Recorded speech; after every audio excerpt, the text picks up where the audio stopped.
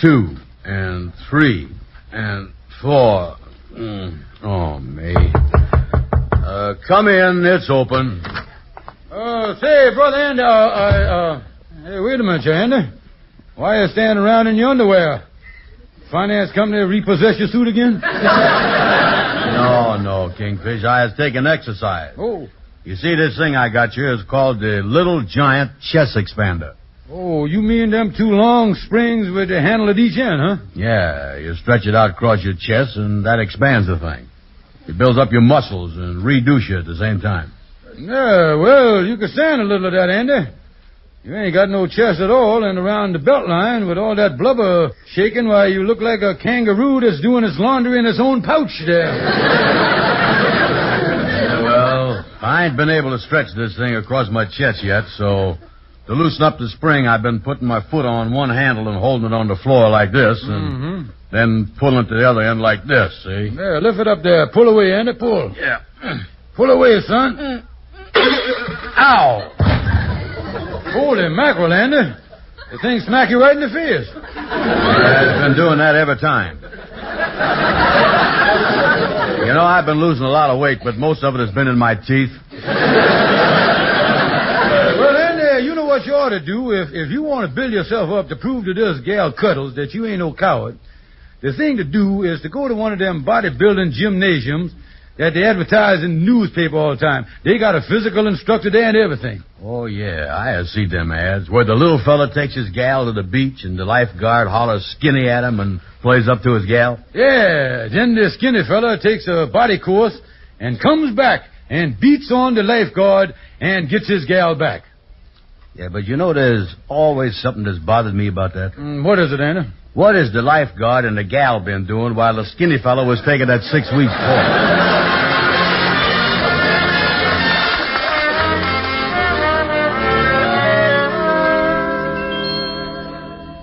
Now, Mr. Brown, well, the first steps in our bodybuilding course is losing weight. Yes, sir. And one of the ways we accomplish this is with massage. Now, if you'll just roll over on your back, we'll get busy. Yes, sir, yes, sir. That feels good. Is we getting any place? I don't know. Mr. Brown, yours is the flabbiest head I've worked on in a long time.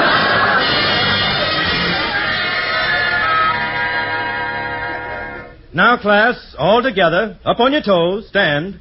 1, 2, 1, 2, 1, 2. Hold it. Hold it. Something wrong? Mr. Brown, what is the trouble? You're the only one in the class who's not going up on his toes on the count. Yeah, well, I can explain that. You see, my feet are so flat that when I gets up on my toes, my heels are still on the ground. All right, let's try it again. 1, 2, 1, 2, 1, 2.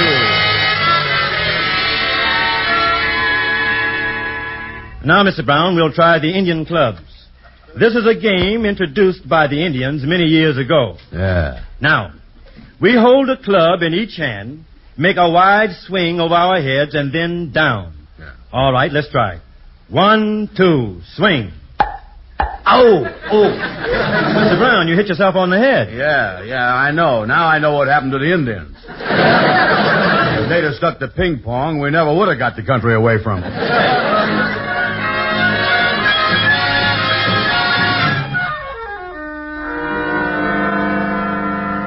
Yeah, boys, take a look at them muscles. Yeah, holy mackerel. Look at that boy, Kingfish. Did you ever see anything like that in your whole life? Yeah, look at them broad shoulders, too. Yeah, look at the muscle, especially on that one arm. I ain't never seen bifocals like that before. Oh, yeah. And Amos, look at them stomach muscles. Yeah, and I can't get over it. All the blubber is gone, and them muscles is just as hard as a rock. Yeah, well, it wasn't easy, I'll tell you that. Well, I tell you, boys, with that physique, Cuddles can't say that you was a coward no more. Oh, no, and I invited her to go swimming with me over at the indoor pool. When she sees the shape I is in, she'll fall for me all over again. Yeah. Now, if you 2 weaklings will get out of my way, I'll Charles Atlas myself right over to that swimming pool.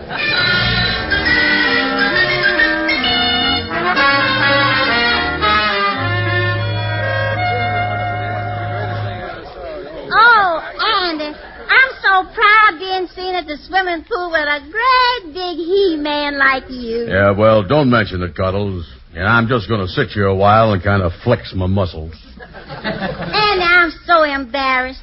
You're so slim and handsome. I'm so fat and chubby. Well, don't let it bother you. So what if there's more of you outside the bathing suit than there is on the inside? Yeah, but people have been staring at me. I just hope no one makes any fresh remarks. Don't worry about that. Anybody make any smart cracks around here, and Muscles Brown will take care of them. Because from now on, you is my only honey baby. Well, that is, Andy, that is again. Somebody whistled at me. It came from that crowd right over there. Yeah, don't worry. I'll take care of that. Now, you be careful, Andy. Yeah, I will. All right. Which one of you is the wise apple that done whistled at my gal friend? I is. But I whistled at you, handsome. Yeah, well, you shouldn't have. Hello?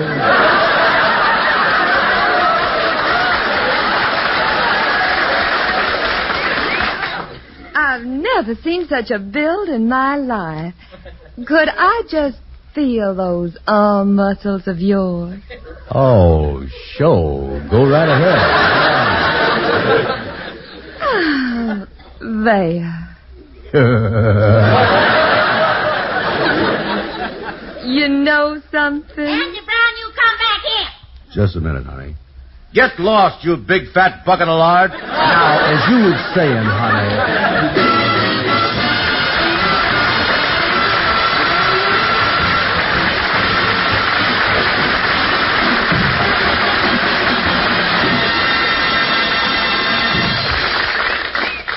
I am Charles Correll, ladies and gentlemen. This evening, as Andy, you heard me trying to lose weight and having quite a bit of misery doing it. But now, here's my old friend Harlow Wilcox to tell you about a way to lose weight that's easy and fun. Yes, ladies and gentlemen, here's a way to lose up to 5 pounds a week that's really easy. No drugs, no starving, no counting calories. The new Ann Delafield Reducing Plan is safe, sound, scientific, and fun. Here's what you get for just a few cents a day. First, the Ann Delafield Reducing Plan gives you vitamins to help keep your diet safe. Then, delicious appetite-reducing wafers to curb that runaway appetite. Plus, a big beauty book list of menus and beauty tips for more vitality and pep. Don't wait. Ask for it today. The Ann Delafield Reducing Plan is available only at your Rexall drugstore. Yes, don't forget, ladies and gentlemen, to visit your Rexall Family Drugstore. Thank you, and good night. See you next Sunday.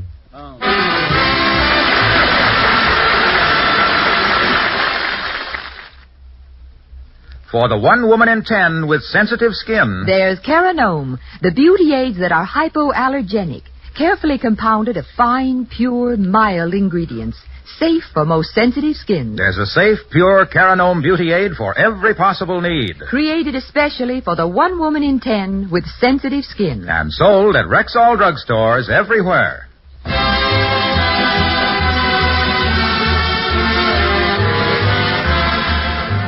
Be sure to be with us next week at this same time, next Sunday, when your Rexall druggist will again present The Amos and Andy Show, directed and transcribed by Cliff Howell.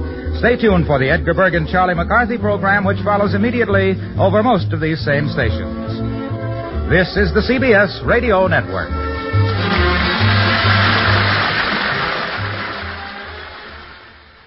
Dual.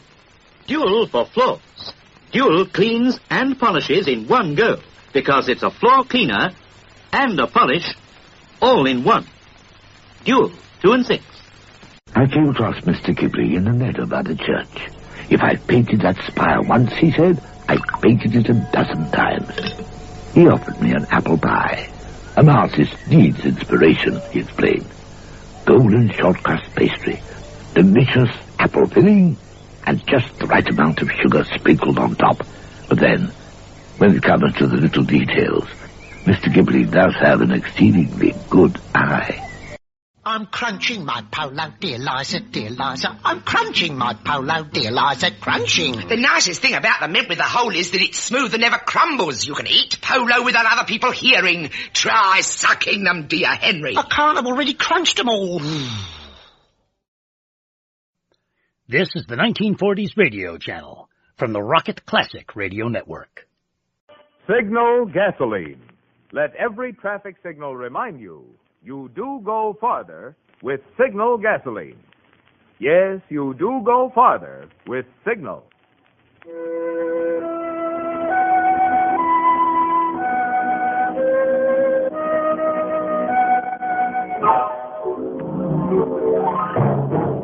The Signal Oil Company and your neighborhood Signal dealer bring you another curious story by The Whistler.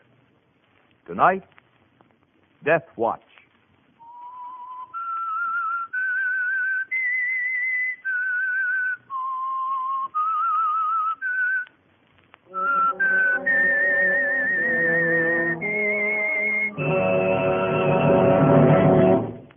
I am the Whistler, and I know many things, for I walk by night. I know many strange tales hidden in the hearts of men and women who have stepped into the shadows. Yes, I know the nameless terrors of which they dare not speak.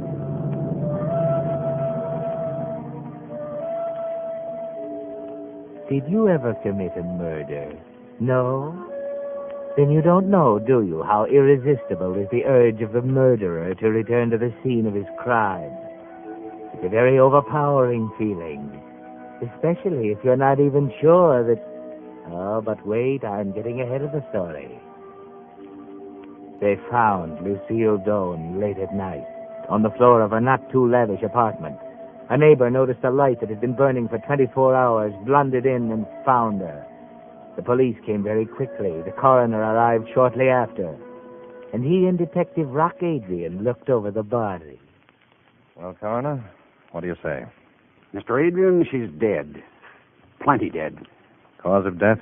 Do I have to tell you? You can see. I can see, but I want your official verdict for the record. Well, you can put down death from repeated blows over the head by a heavy instrument. How many is repeated blows? 20, 25 at least. How old would you say she was? I'd say around 30. Would you say she was pretty? Beautiful? She was certainly better looking than she is now. Why worry? The papers will headline her the raving beauty. The newspapers won't hear about this case yet. Time of death? Well, I'd say about this time last night. Well, I guess I got everything I need from you. Go ahead if you're through. I am, and glad of it. This isn't my favorite kind of case. You coming? No, not just yet. And, Coroner. Yeah? Don't talk about this to anyone, especially reporters. Right. Hey, you got any ideas on this one, Mr. Adrian? Nothing much. But I don't think the murderer of Lucille Doane is sleeping peacefully tonight. Well, I don't blame him. I wouldn't either if I'd done something like that.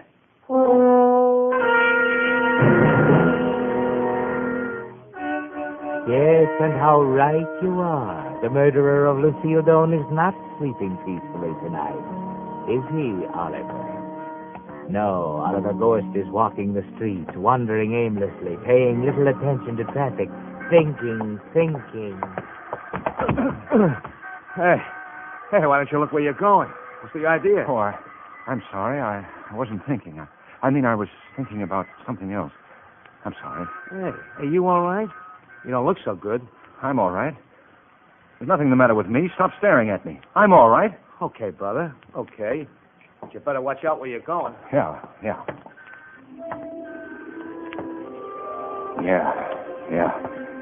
Watch where I'm going. Watch. Where am I going? I started toward home, but I'm walking downtown. I am almost to Lucille's place.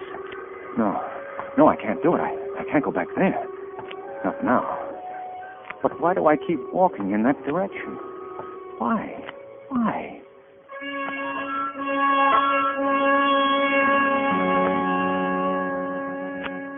Yes, why, Oliver? Why this irresistible desire to go back to the scene of the crime, as they call it? Seems to get worse all the time, doesn't it? It's almost 11:45. Just 24 hours since you killed her. Now you want to go back. But that's dangerous. You know that. The police might be there right now gathering clues. Then they'll peer through microscopes, test things, interview people, and soon they'll be combing the city. For you. The murderer returns to the scene of the crime. If that's true, then why don't the police just wait there for them? Maybe they are. Maybe they're waiting there for me right now. I've got to be careful. I'm almost there. I can't go. I can't. It's suicide.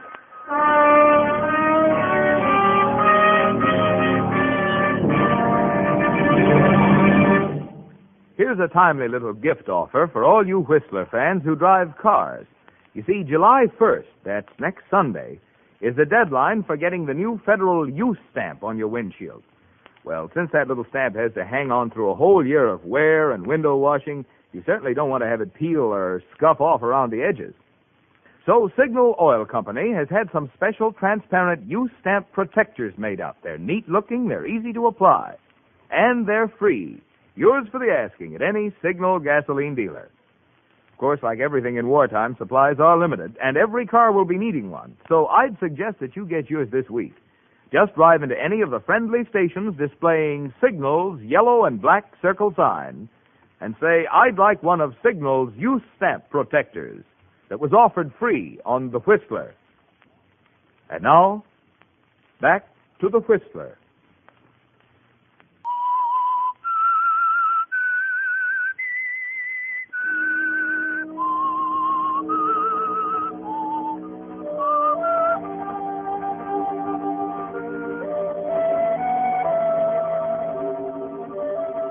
Well, Oliver Gorse, you can tell yourself that it's suicide to go back to the scene of your crime. But you can't stop that irresistible desire to go anyway, can you? Your head tells you to turn around and run, but your feet take you closer and closer. You'd better be careful, Oliver. You'd better be careful. There the devil's a switch. Hey, anyone here? Hello, Inspector. They told me I'd find you here, Adrian. What's up? The idea of camping here and not letting the newspapers have the story. Not so loud, Inspector. Close the door. Yeah. I've got a hunch about this crime. I'm listening. Better be good.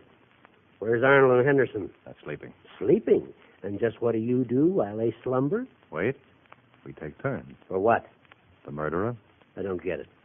Whoever killed Lucille Doane did it in a moment of blind fury and then rushed out of here thinking only of escape. Only then did he realize what he'd done. Now he's bound to have the jitters. Every time he picks up a newspaper, he expects to read about the crime. If we keep this thing still, our silence will puzzle him. He'll begin to wonder whether the police have discovered the body. He might come back for any number of reasons. But I think he'll come back lured by all the doubts and hopes and curiosity our silence can stir up in the mind of one who's come face to face with murder for the first time. Murder's very upsetting, you know. Yeah, especially for the victim. Well, all right, Adrian, go ahead. Some of your wacky ideas have been your most successful ones, and I'll string along, but don't take too long. Thank you, Inspector. I'll take care of the chief and the newspapers. Good night and good luck.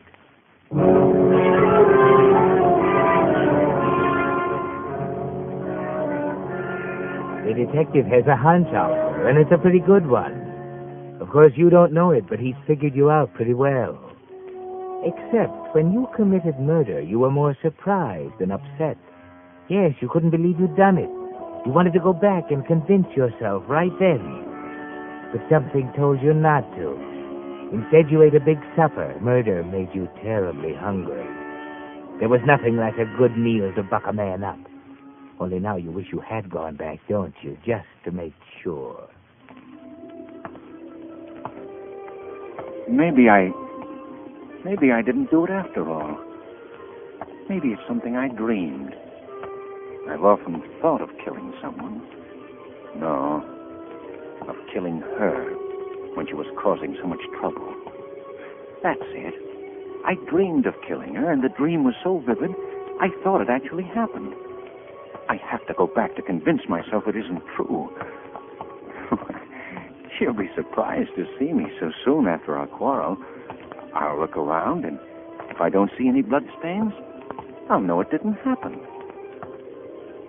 But why can't a man be sure about something like that?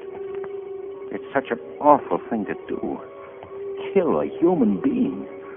I couldn't have done it. I'd feel remorse. I'd have such a sense of guilt I'd have to give myself up or drown myself. It goes to show I didn't do it.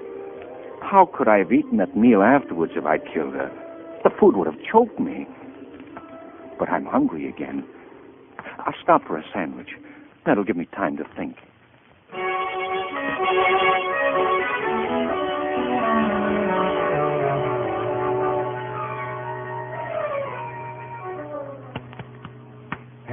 Henderson, wake up.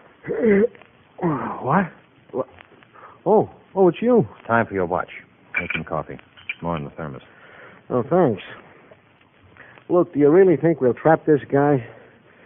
Well, it seems to me I've been here a month already. I played a hunch, that's all. I could be wrong.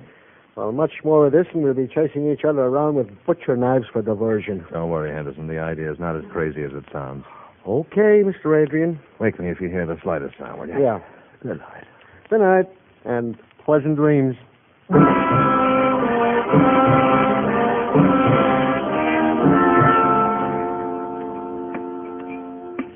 Is there anything else for you, mister? What did you say? I said, would you like anything else? Well, yes, I think I'll have another hamburger. Well, I'm sorry, but the chef's gone. Oh. All we have is coffee and cold sandwiches. We'll be closed in about 20 minutes. Well, I'll have a cup of coffee. Okay, draw one. I wonder if he ever killed anyone. I wish I was in his place. Nothing to worry about. Lucille deserved to die. I had to do it. It's not my fault she fell in love with me, and I warned her not to, that I could never marry her. She understood all that. It's foolish to come all the way down here just to prove I wasn't dreaming. I'll call her up. I'll be pleasant and tell her I'm sorry about the quarrel and cheer her up a little. Hey, mister, don't you want the coffee? Huh? Oh, yes, I'll be back. I'm just going to telephone.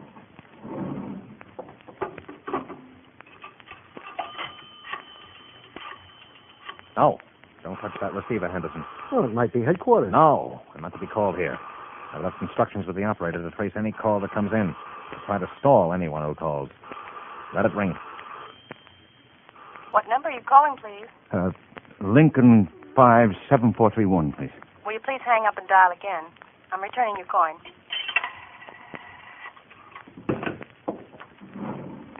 Sorry, mister, we're closing up. There's a drugstore up the street where you can telephone. It's no use. She didn't answer.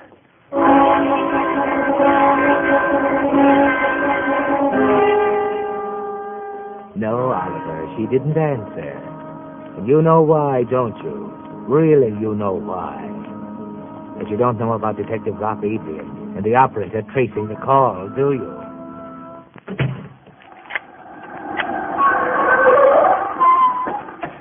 Hold it. Sorry, I'm closing. The place now up around the corner. Never mind that. Did anyone telephone from here within the last 5 minutes? Huh? Oh, yeah, a man just left. Went down the subway steps over there. Okay. Henderson, bring this man with you and come on. Can you identify him? Sure I can. He just ate here. Why, what's the matter? Never mind. Come on. We better catch him before that train pulls out.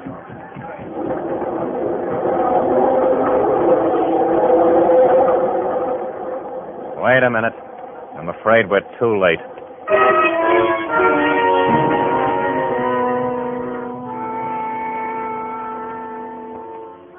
Well, Oliver, you were lucky, and you don't even know it.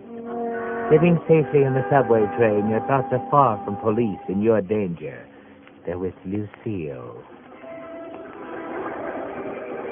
Why didn't she answer?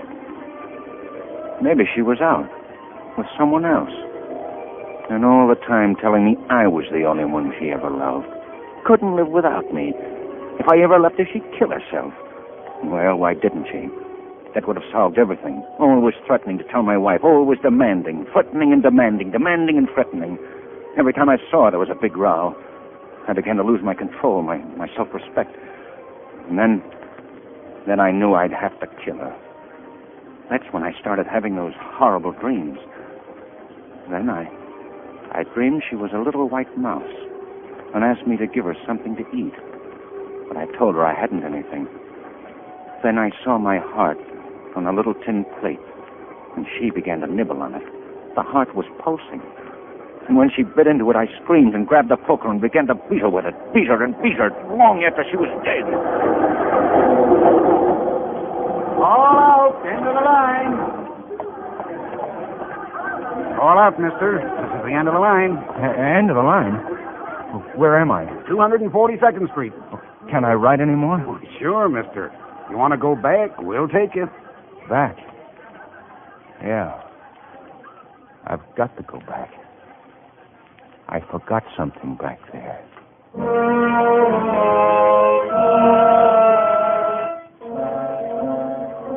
Yes, Oliver, you forgot something. But did you? You can't be sure about anything anymore. The whole thing's like a dream, a nightmare. Only you can't seem to wake up. When you go home finally, you avoid your wife. You've done it before. She doesn't bother you. At the office next day, the people wonder about you, but they only think you're not feeling well. If they only knew what's going on in your mind. And then it's night again. You're wandering the streets again. The urge to go back is there again. This job ain't so bad after you get used to it, Mr. Adrian. Nothing ought to happen tonight. Oh, you think so? He's hovering around the edges. That call came from a phone booth only 3 blocks from here.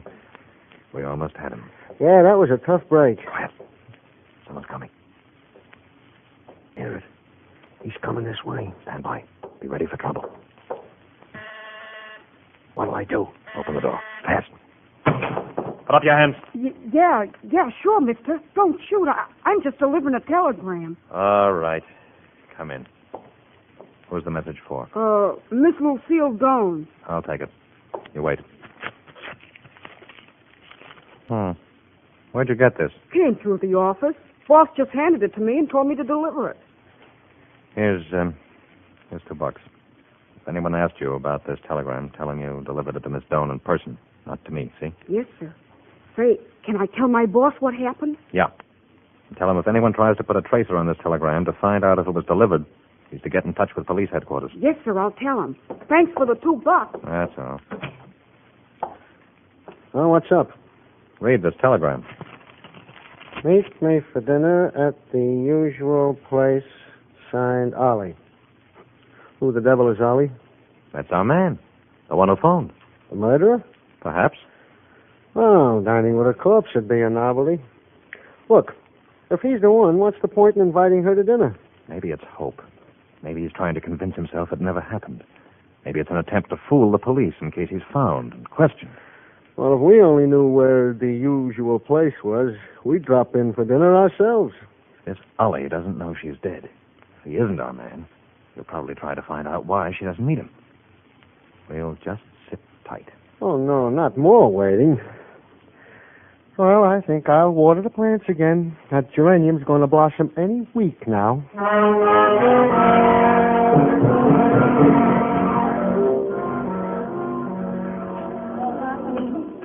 Waiter. Yes, sir. Hey, what time is it? 10:15. Can I get you something? No, I'll wait a little longer. My companion must have been detained. She'll be along any minute now. I'd suggest, sir, if you want steak, you better let me place your order. We have only a few left. Well, I don't know. She eats so little. I tell you what, reserve one steak. If she orders it, I'll take something else. Very well, I'll have one put aside. And bring me another newspaper. Yes, sir.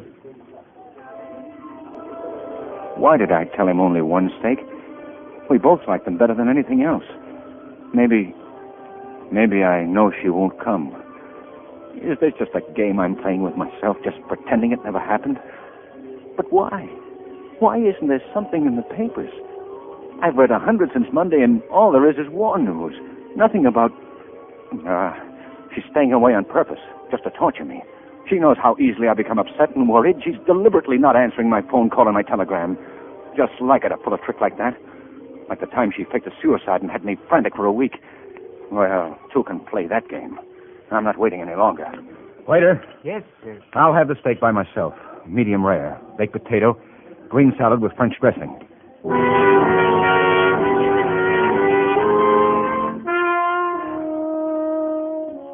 That's right, Oliver. Get angry at her. That will relieve the tension in your mind for a while. Eat a good meal, go home, get a good night's sleep. You'll feel better in the morning. But you don't, do you? And the next night you're worse than ever. Take it easy, Oliver. If you can just wait a little while longer, Detective Adrian can't keep this up forever. Adrian, I can't put the chief off much longer. He's howling for an arrest. We'll get him, Inspector. He's nibbling at the bait. Yeah, but when? It's 3 days since the murder. That's not long. Just give me a few more days. Days? Good Lord, the chief wants to see me the first thing in the morning. And I know what he'll say. I can guess. I'll give me one more day. I'm sure something will break. Well, I'll try. I'll tell him you got a hot lead. The case will soon break. Thanks, Inspector. Oh, forget it. And let me warn you, Adrian, this is the last time I get involved with you and your hunches. This kind of detective work is too hard on the nerves. I'm a wreck. And my wife's complaining. But just think what state of mind the murderer must be in. Oh, Lord. What I wouldn't give for a night of quiet, undreaming sleep. I'm a sick man. Maybe I ought to go to the doctor. But I'm afraid. Afraid of what I might tell him. I've so many things on my conscience. There's only one person in all the universe who can help me, and that's Lucille. I can't fight anymore. I've got to go to her.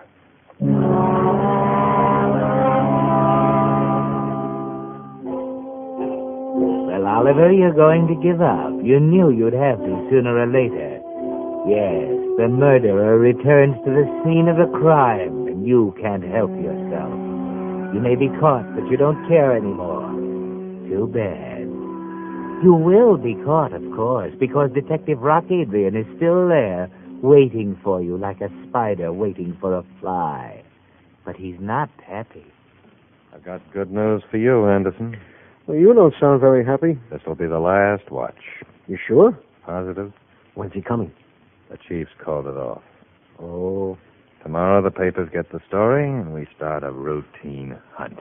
Ah, that's too bad. Yeah, I was getting used to this retired life. I wanted it to last until that geranium bloomed. Without me, it would have died. Take it home as a souvenir, a trophy of the chase.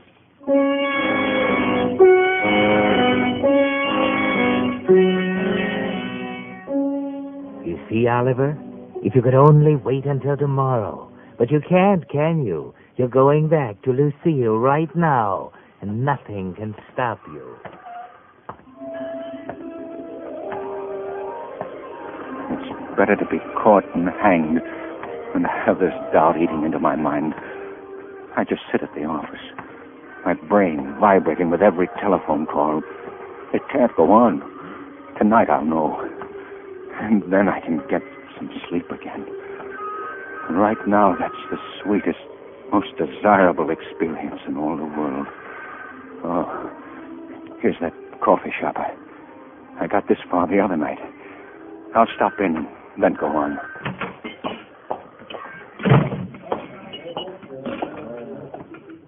What's yours? Coffee. I guess I'll have a roll, too. Draw one. Hey, mister, you were in here the other night, weren't you? Oh, yes, I guess I was. You made a phone call, didn't you?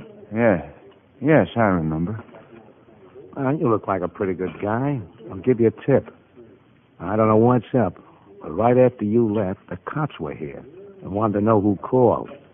Then they beat it right down to the subway, but your train was just pulling out. Now, as I said... police?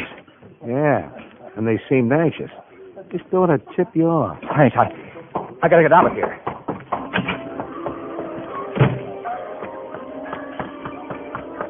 They're after me. It's true. I killed her and they're after me. I gotta get away. To Mexico, anywhere. They don't know who I am yet. I can make it. If I hurry, I can get away. Taxi! Taxi!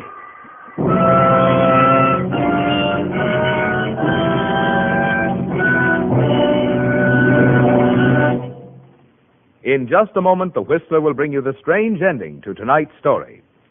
Meantime, I'd like to tell you about the happy ending that more and more drivers are finding in their quest to make ration gasoline go farther. Now, if you think I'm going to say Signal Go Farther gasoline, well, you're right. Well, after all, friends, what could be a more logical place to look for mileage than to the gasoline that for years has been famed for mileage? You see, each oil company has its own formula for its own brand of gasoline.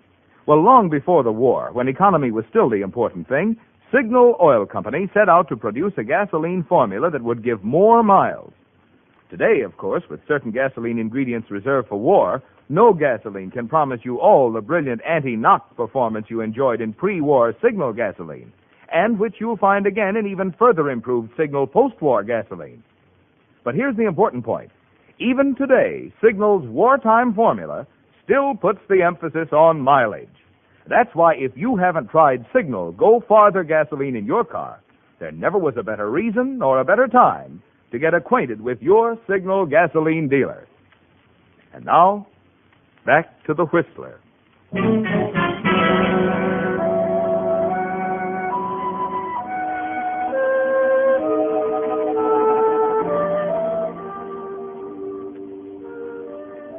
Well, Oliver Gorst, by a stroke of luck you found out. At last your mind is relieved.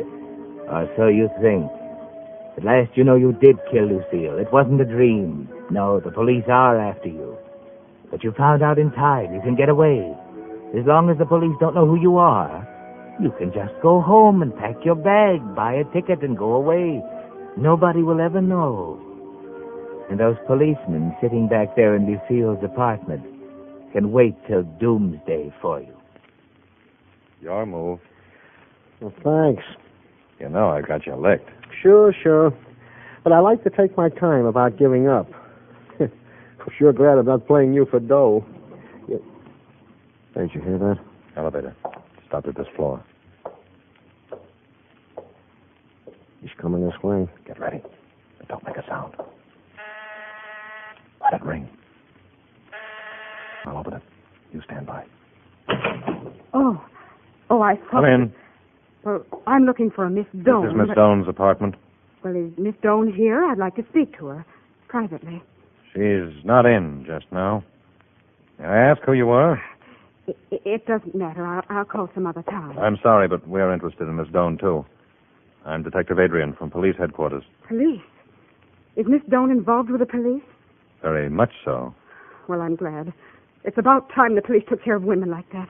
Breaking up homes, stealing my husband. I found her address in my husband's letter file. I came here to tell her that if she didn't leave him alone, I'd call in the police myself. Your name, please? I'm Mrs. Gorst. Mrs. Oliver Gorst. And I want to tell you that Your I should... address? 30 Western Street. As I was saying, Oliver and I were quite happy until this woman came along. What's the matter? Here they are, Mr. Adrian. Hello, Inspector. This is Rock Adrian. Have Oliver Gorst, 30 Weston Street, picked up for questioning. Yeah, for the murder of Lucille Doane.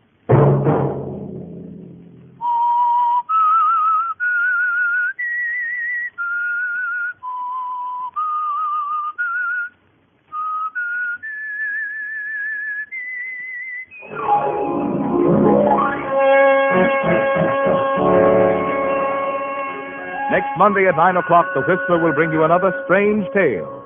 The Whistler is broadcast for your entertainment by the marketers of Signal gasoline and motor oil and fine quality automotive accessories, and by your neighborhood Signal dealer.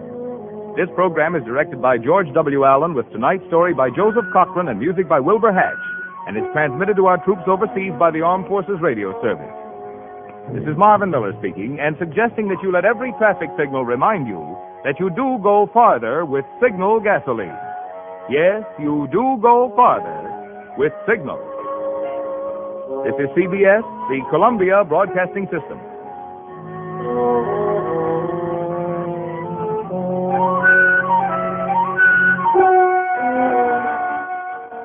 I've been gardening in white gloves just to prove that dirt can't hide from new Tide. Tide's been intensified to bring you cleanness no other low-priced powder can beat. I'm going to hide these filthy gloves in the pockets of these cords.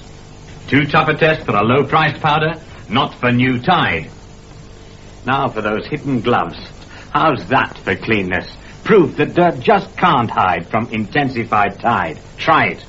End a meal with a Cape apple. Straight up. Cape apples make good eating. Crisp, juicy. Marvelous exercise for the old choppers. Go on, treat yourself. Live. Buy a bushel or two of Cape apples today. You can't lose. The Rocket Classic Radio Network, keeping the radio memories alive thanks to the sponsorship of John Paul Pet. Pet care with a salon pedigree. Tested on humans, but pH balanced for pets. Visit johnpaulpet.com today. For My Favorite Husband, starring Lucille Ball.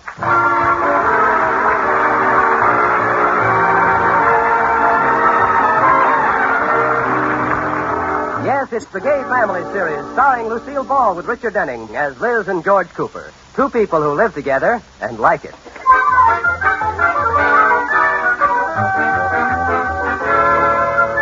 As we look in on the Coopers, it's evening, and Liz and George are entertaining George's boss, Mr. Atterbury, and his wife.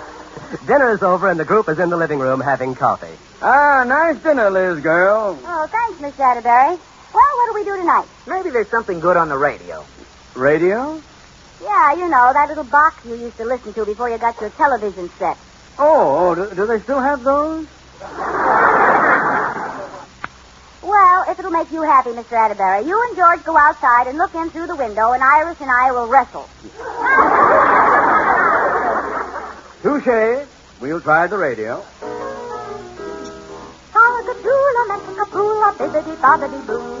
Put them together and what have you got? Bibbidi-bobbidi-boo. What a powerful set. You've got China.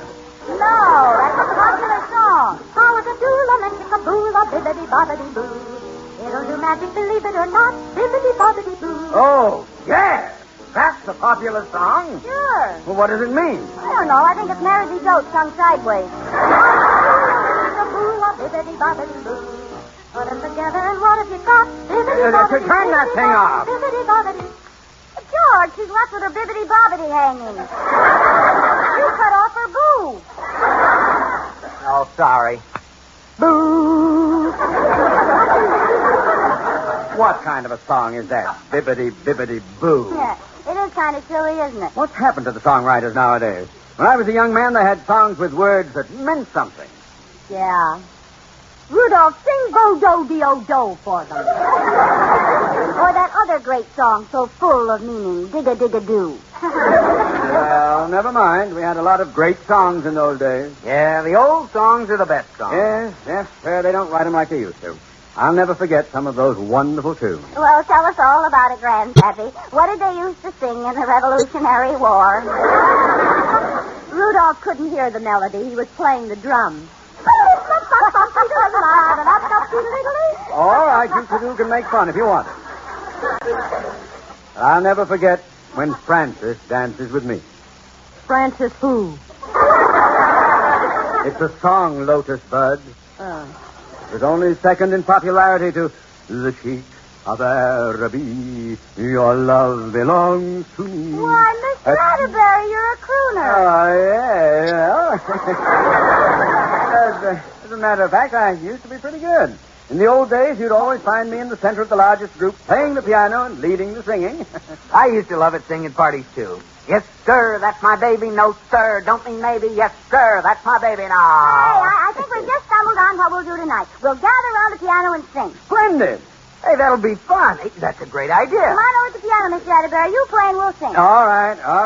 Yeah, what'll it be? Well, how about starting out with an easy one? When you wore a tulip. Yeah, that's a good one. Let's go. When you wore a tulip, a bright yellow tulip, and I wore a big red rose. When Elsa blessed me, it was then heaven blessed me. What a blessing no one knows. Just a minute. What's the matter? One of our songbirds has gravel in his beak. What do you mean, Rudolph? I detected several very sour notes. So did I. Well, so did I. Who was it? I'm not sure. Let's try it again and see. Okay. When you wore a tulip, a bright yellow tulip, and I wore a big red rose.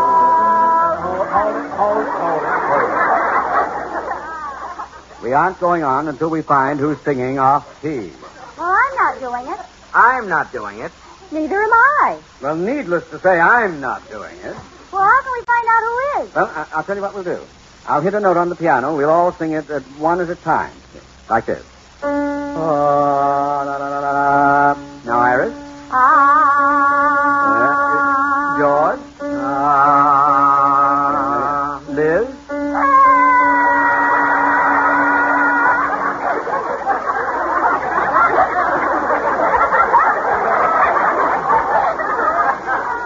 At ease, Mounties, we found our man. Wait a minute. Are you insinuating that I'm the one?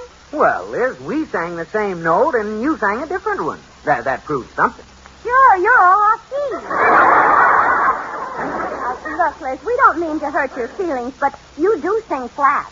I do not. Oh, now, it's nothing to get upset about. Some sing, some don't. Well, if you don't think I have a good voice, come over and sing with me when I'm taking a shower. Shall I bring my own towel? Rudolph. Well, it was her idea. Come on, let's sing something else. Yeah. How about button up your overcoat? Fine. Yeah, All that's a good one. Let's go now. Liz. What? I don't know how to say this exactly, but this quartet has just become a trio. I don't get to button up my overcoat? No, honey. You get to button up your lips. Well, I think you're all being mean. I'm sorry, Liz, but there's no place for sentiment in group singing. A sour note is a sour note, even if it's your best friend. Well, who'll sing my part? Oh, we'll manage somehow. We just won't oil the piano stool. All right for you. Now, all together. Button up your overcoat when the winds are free. Take good care of yourself. You belong to me. Oh, nobody wants me. I'm going out in the garden and sing with the worms.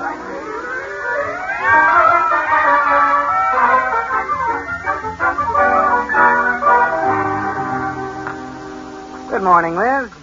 Well, if it isn't Al Jolson. Now, Liz. What time did Bing and Dinah go home? Well, if you're referring to Mr. Atterbury and Iris, they left about 1 o'clock. You know, and I certainly thought it was rude of you to go to bed while they were still here. Well, I don't care. I got a little sick after you buttoned up that crummy overcoat for the third time. Oh, what a story. Well, how would you like it if your husband and your best friend told you to shut up? Well, we didn't mean to hurt your feelings. It's so frustrating. There I was with all that music bottled up inside of me. And you wouldn't let me pull the cork. Oh, gee, Liz, I'm sorry. Well, never mind the apology. It might not be too long before you'll beg me to join your tired little trio. What? Professor Krausmeyer's coming over this morning to give me singing lessons. Oh, no. You just wait. I'll be able to out-sing you with one tonsil tied behind my back. Well, that's a pretty picture. Well, I have to go to work now, dear. See you in Carnegie Hall. Well, I might not make that, but don't be surprised if I'm singing on the radio before long. Oh, Liz, television hasn't heard it that much. You'll see. I know I have talent. I'll make a deal with you, Liz. The day you sing on the radio, I'll roll an egg down Main Street with my nose. I'm going to hold you to that, George Cooper. So just remember it. What are you whispering about? I just thought if I'm going to be a singer, I have to save my voice. Oh, I get it.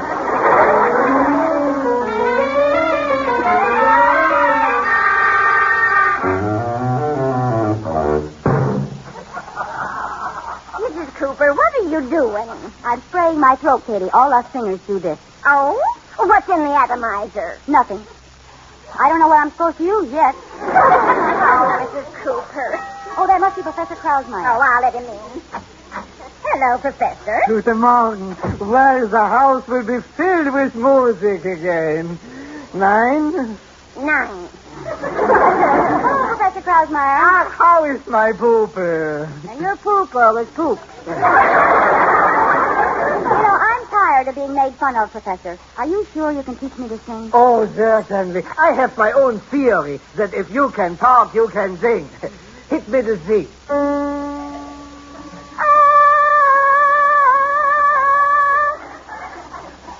Well, there goes another theory. Well, let's not get discouraged so soon. You're so right. Maybe the piano needs tuning. Yeah. Yeah. Let's try that again. There. That's It's amazing. It isn't C, it isn't D. It also isn't E, F, G, A, or B. Congratulations, Mrs. Cooper. You are the first human ever to sing X. Pretty good, huh? Oh, yeah, sure. Now, to show you what little sense I got, we go on with the lesson. Now, listen. Now, do you think you can do that? Sure. With your mouth, not your fingers. Sing it. Oh. Do, re, mi, fa, sol, la, ti, do. No. Supposed to be do, re, mi, fa, sol, la, ti, do. Well, that's just how I sang it. Mrs. Cooper, it ain't what you did, it's the way what you do it. The tones are supposed to be bear-shaped. Bear-shaped? Yeah, bear, with a purr.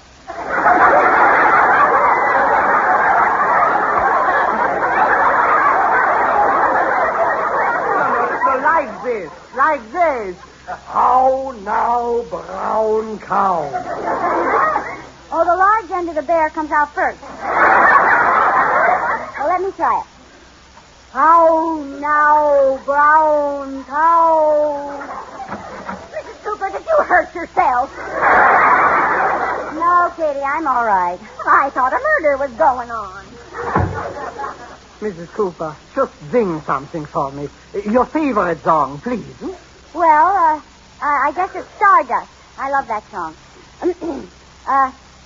Sometimes I wonder why I spend the lonely night dreaming of a song. The melody haunts my reverie, and I am one. Enough. What's the matter? You love that song? Yes. I wouldn't want to hear you sing one you hate. You mean you don't think I have talent? Oh, no, please. Sit down, Mrs. Cooper. Now, look. The world of music is divided into two separate groups. The performers and the listeners.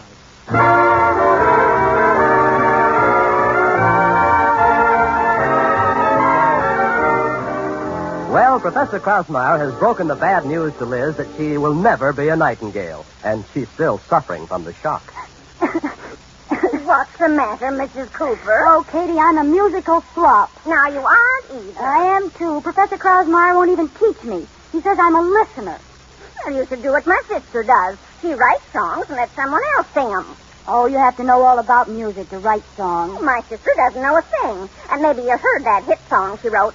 Think of your friends as bananas and count me as one of the bunch. No, I don't think I ever heard that. Well, maybe you heard, I call my little boy Tripod since he's grown another foot. Those are hit songs. No, but they will be when she wins the songwriting contest she entered. It's on the local radio station. You mean a songwriting contest anyone can get into? Like your sister or you or me?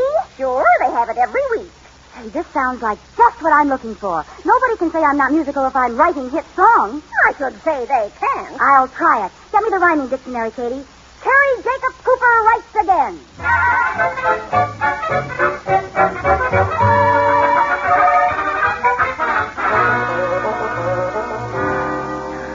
Mrs. Cooper, you've had your nose buried in that rhyming dictionary for 2 hours. Are you still working on that song? Yeah, I need a good rhyme. Lime, time, sublime, crime, chime. What? I've been looking at this so long I've got rhymes on my brain. Chain, pain, complain, electric train. My goodness, Mrs. Train. Cooper, stop! I'm trying, frying, drying, sighing. Yeah, that's it. I'll close the book. Hook, nook, look, hook, snook. Oh, I think I'm all right now. How's the song coming? Well, I've sort of got a tune, but the words won't come. Well, there's the door. I'll get it, Katie. Oh, good morning, Mrs. Cooper. Oh, hello, Mr. Wood. What can I do for you? Well, Katie told me that you entered a songwriting contest. I thought I might help you. You know, I used to write lots of songs for our college glee club. Of course, I don't have the time anymore. Well, Mr. Wood, we'd make a perfect songwriting team. You have talent and no time, and I have time and no talent. Well, what are we waiting for? Put her there, partner. A new team is born. Wood and Cooper. Wood and Cooper. Well, let me see. Where will we begin, huh? Well, I got sort of a tune started, but I don't think it's any good. No, play it. Go ahead. Maybe we'll get an idea from it. All right. Let's see now. It goes like this.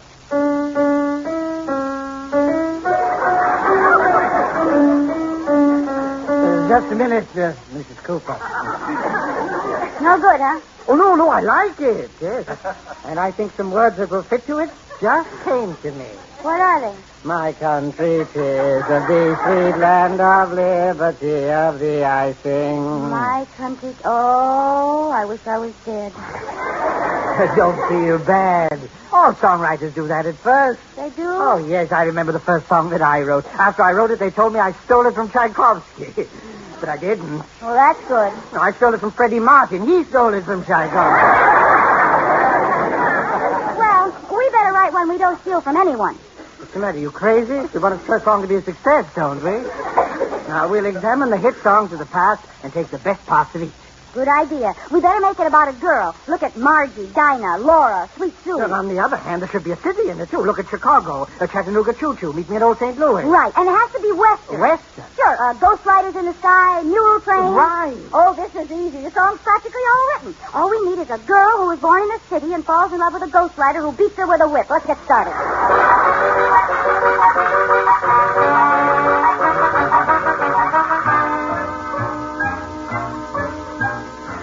Sit down, Mrs. Cooper. You've been pacing up and down all afternoon. Oh, I can't help it, Katie. This is the day they decide on the winning song. Mr. Wood went down to see if he could find out anything ahead of time. Won't it be wonderful if you win? Oh, I'm afraid to think about it. Oh, I'll get it. Here, where's my phone?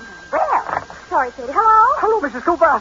Our prize won first star. What? Mr. Wood? We won! Oh, really? I just talked to the head judge, and he said, in his 35 years as a musician, he's never heard a song like ours. Oh, this is wonderful. We're going to sing it on the radio tonight. We? Well, the rules say we both have to appear. Look, you sing the song, and I'll just stand there and look pretty. Well, okay, Mrs. Cooper. Be at the radio station at 7 o'clock tonight. Well, don't worry. I'll meet you there, and I'll bring George in the goodbyes. Atterbury! Goodbye. Atterbury, goodbye.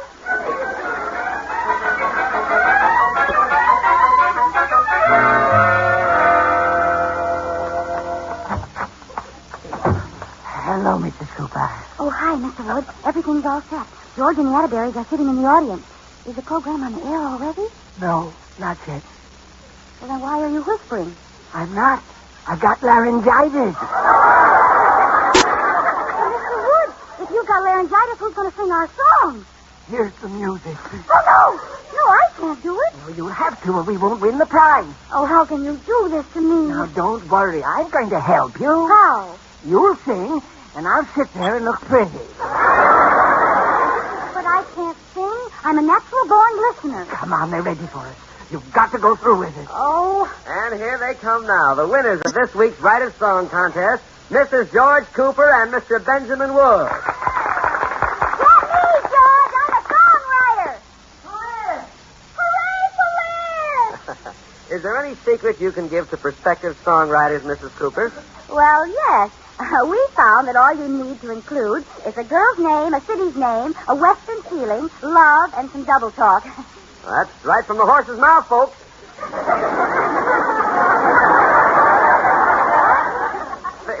Figuratively speaking, of course. Now, I know you're all anxious to hear the song that won the contest, so let's get right to Mr. Wood, who will sing and play the original composition. Mr. Wood has laryngitis, so there's been a substitution. I'm going to sing the song. Oh, yeah! All right, Miss Cooper, go ahead.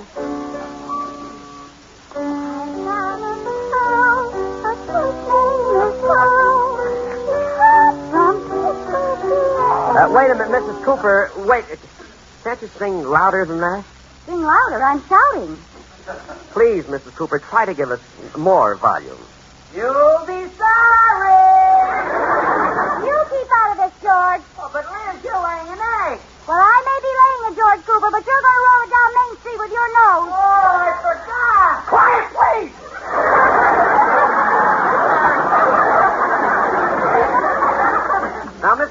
we have to hear your song so you can collect your prize. Here, maybe I can sing it with you. Oh, would you? Do you think you'll know the tune? Well, it's tricky, but maybe it'll come to me. Okay. Once again, Mr. Wood.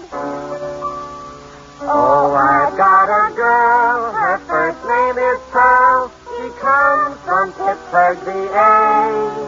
She looks like a witch, but her old man is rich, and her last name is Yippee-Ki-Yay.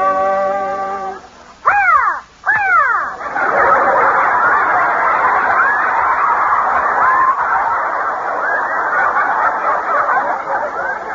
Well, yippee-ki-yay. Whose little doggy are you? Do you hear this refrain as you drive the mule train? Oh, bibbidi-bobbidi-boo.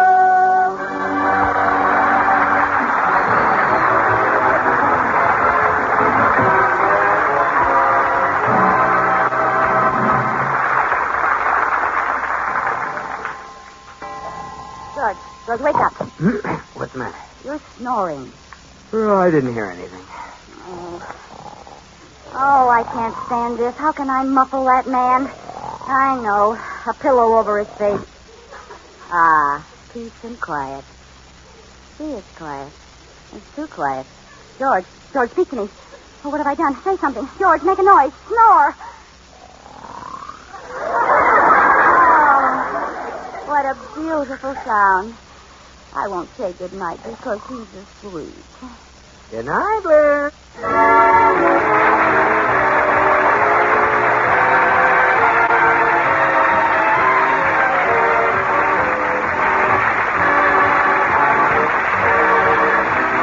My Favorite Husband has been presented through the worldwide facilities of the United States Armed Forces Radio and Television Service.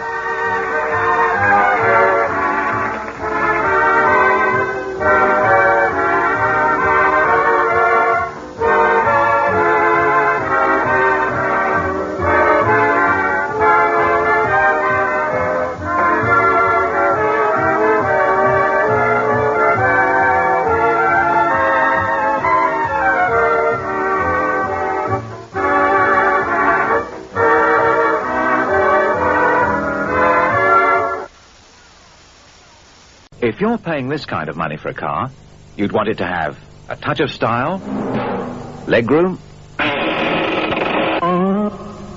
4 doors, and all that. And if this is what you had in mind, you don't even have to pay that kind of money for the new Skoda Super Estelle. Skoda's new Super Estelle puts the man in the street and his dog on the road.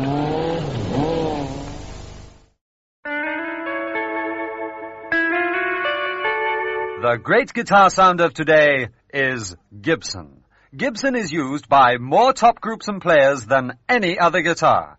Every Gibson is the finest guitar of its style. Try a Gibson at your Selma dealers.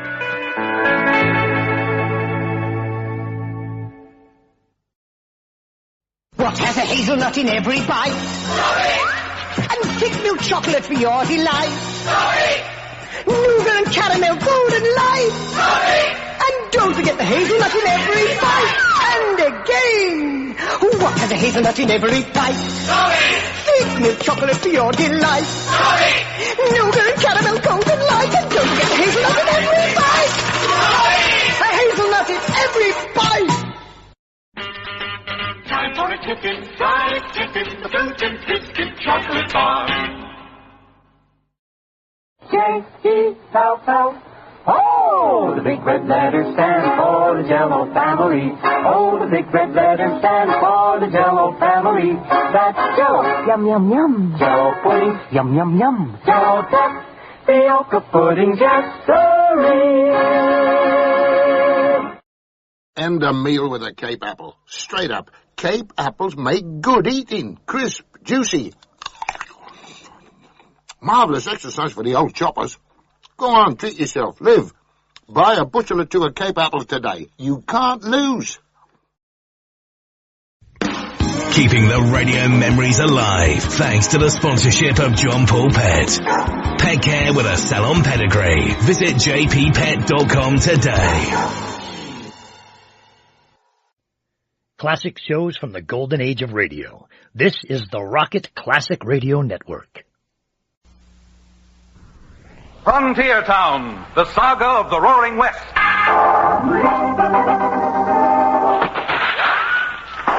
Frontier Town. El Paso, Cheyenne, Calgary, Tombstone. Frontier Town.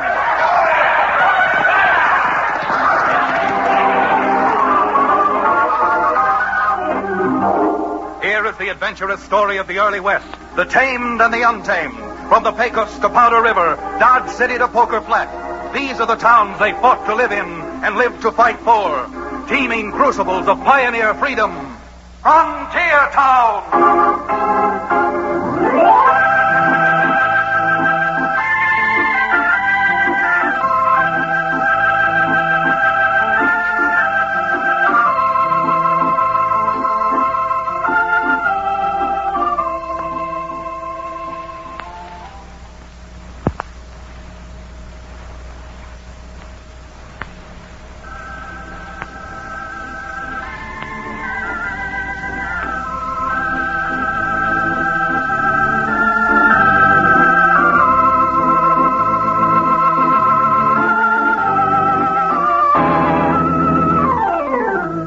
Howdy there. If you're ever in a frontier town called Dos Rios, with the frontier being what it is, you'll probably get into trouble. And if you do get into trouble, you'll probably be needing a frontier lawyer. So if and when you do, here's your invitation to look me up. My professional card reads, Chad Remington, attorney at law. But the way things happen on the frontier, I've been giving a lot of thought to changing my card so that it will read, Chad Remington, attorney at gun law. Yes, sir, there's trouble aplenty on the frontier.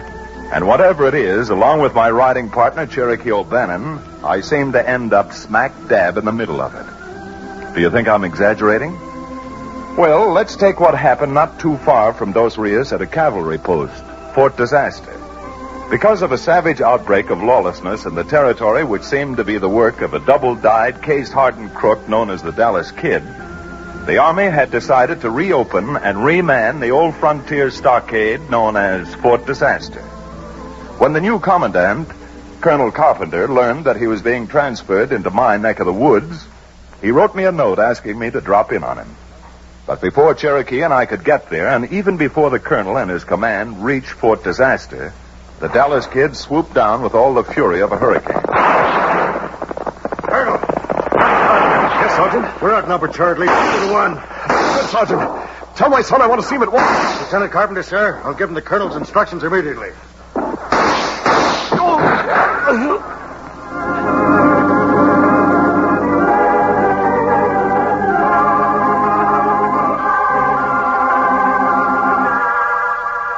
And so it was that when Cherokee and I arrived at Fort Disaster, Colonel Carpenter was dead, and Larry, the colonel's lieutenant son, was in temporary command. That's about all there is to it, Chad. Being on a route march, we were scarcely prepared for anything like that, and well, they caught us napping, I guess. Well, all I can say, Lieutenant, is your father's death is a great loss to the Army and to the whole country. And imagine how I feel. I spent the last 6 months trying to be transferred to my father's command. And then after only 2 days with him, this had to happen. Well, Larry, I'd cut off my right arm to bring your dad back if it would do any good. I don't suppose he ever told you, but a few years ago he got himself badly shot up saving my life. No, he never did. But you know Dad. He never talked very much. But since we can't bring him back, I can certainly help you with your mission out here. Well, that's the least we can do. Are you sure, Larry, that it was the Dallas Kid who attacked you? As sure as I can be. They weren't Indians or other troops. Besides, who else would want to keep the cavalry out of here? Yes, I suppose you're right. Have you any information at all on this Dallas Kid? Well, if we had, do you think I'd be sitting around here? If we could find his hideout, we'd blast him out with Gatling guns. All I know is that he must have more spies than the entire army. Every time the U.S. Marshal tries to trap him one place, the Dallas Kid pulls a robbery or raid the opposite end of the state. I'm afraid, Larry, that the only thing to do with a critter like that is to trick him into pulling a prearranged raid. Prearranged raid? What Chad means is for you to bait your own trap. Force his hand and be laying for him. That's a great theory. But how are you going to force his hand when you don't know where he is? I've never yet seen a wolf pack that didn't come down for water. Or a pack of gun-toters that didn't like to drink. Now, Chad, that isn't a nice thing to say. Drinking is a very sociable habit. And now that I think about it, I'm starting to feel quite sociable. Well, I'm afraid that I don't quite see what you're talking about. In a nutshell, having successfully raided you, I think the Dallas Kid and his gang are probably celebrating in some nearby town. Maybe Durango or Shiprock or... A better possibility is that little new town, Deadfall. But even with my troops, we can't surround the whole town. Of course not. But not being known in these parts, there's no reason I can't cruise around these towns until I find the Dallas Kid. Chad Remington, have you the gall to stand there and say you think you can capture the Dallas Kid single-handed? Oh, I certainly haven't, Cherokee. But I could let him sniff the bait for the trap I have in mind. Trap? What trap? The trap I was just talking about. Now, let's just suppose that I get him to thinking that your troops are going to escort a $500,000 gold shipment coming through from Nevada. Now, don't you think that he'd at least make a stab at trying to get his hands on that much money? Oh, Chad, that's just too much risk for one man to take. There was a lot of risk your father took the day he saved my life. Yes, but what about this trumped-up gold shipment? How will I know? Tell me something. Well, what am I supposed to do? Lieutenant, you make all arrangements to escort a decoy wagon train through Wolf Creek Pass the day after tomorrow. And I'll see that Cherokee gets back to you with some sort of definite word before then. But Chad... There are no ifs, ands, or buts about this, Larry. You've got your job to do, and we've got ours. And before we waste any more time arguing, Cherokee and I are hitting the trail for Deadfall.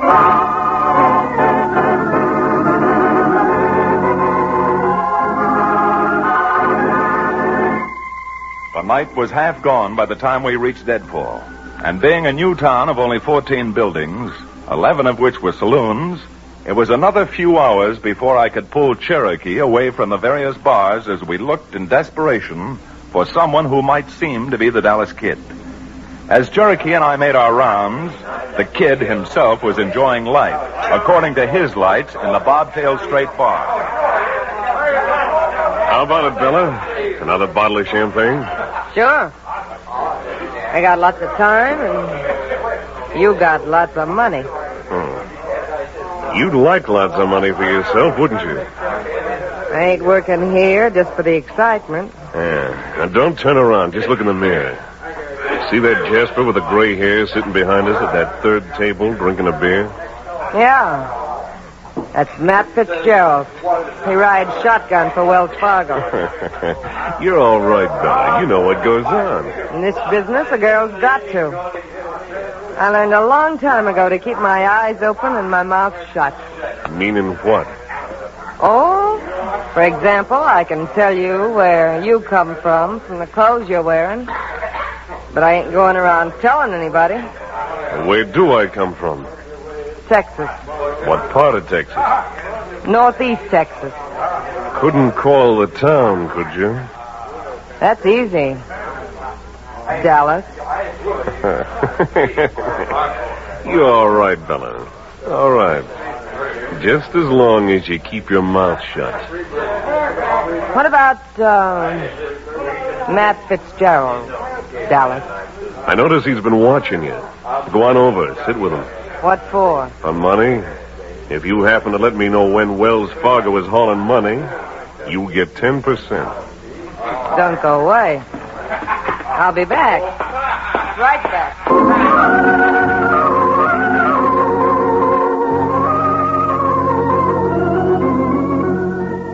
Sure, it was luck. But as Cherokee and I came into the Bobtail Strait and stood looking around, Bella attracted our attention. So did the man she was talking to at the bar.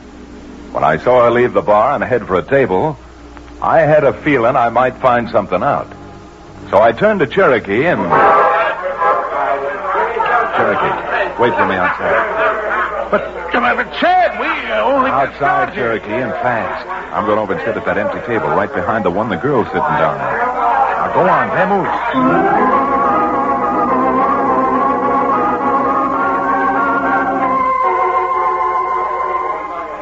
I sat at the table, ordered a drink, and maneuvered my chair around to where I could just barely hear what was being said at the table behind me. Why, sure, Matt. I'd love to see you after I'm through work, but tonight I'm too tired. Oh, what do you mean you're too tired? Come on, fella, what do you say? Some other night, Matt. Any other night. You just name it. Tomorrow? Well, I'd like to make it tomorrow, but I can't possibly make it tomorrow. You see, I'm working. Working? Yeah. You mean you gotta ride shotgun again for Wells Fargo? I'm riding shotgun again for Wells Fargo. Oh, don't be a chump, honey. What do you mean? Tell him you're sick. Just don't show up. Well, I'd sure like to, fella, but I can't tell him I'm going to be sick tomorrow because tomorrow's a little bit too important. You see, they're hauling silver for one of the mines up at Montrose. Oh? Well, look, Matt. Yeah? After you get back, come on in. After I get back, I will come on. I'll be here and... Fella, how I'll about... be here, Matt. Just waiting for you. If you get back.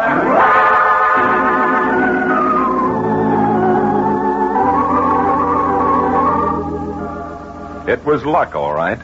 But now that I had the same information the Dallas Kid was getting, I paid for my drink, hustled outside, and held a little powwow with Cherokee. But how in the name of Billy Blue Blazes do you know that's the Dallas Kid who was at the bar? I don't, Cherokee, for sure. But I am sure that Maverick was up to no good and just wanted the information about the Wells Fargo shipment. So? So you and I are getting that silver off the Wells Fargo wagon before they do. And you're taking it to the lieutenant over at Fort Disaster. I'm taking it? What's going to happen to you? Well, Cherokee, I'm going to do a very stupid thing right after we hold up that Wells Fargo wagon. I'm going to be so stupid that I'm going to get myself caught.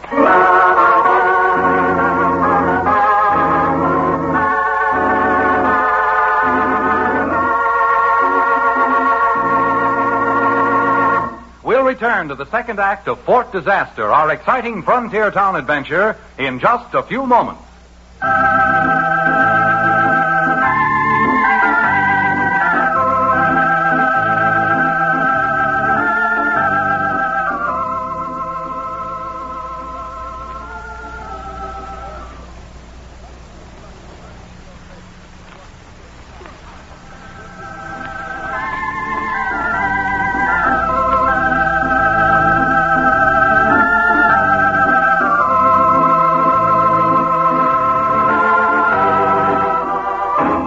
And now, Frontier Town.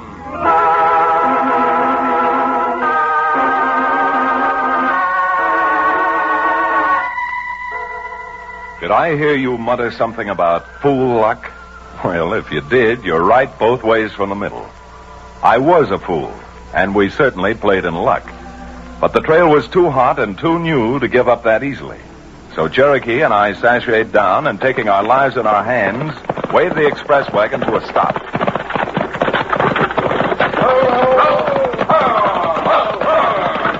Sorry to hold you up this way, but...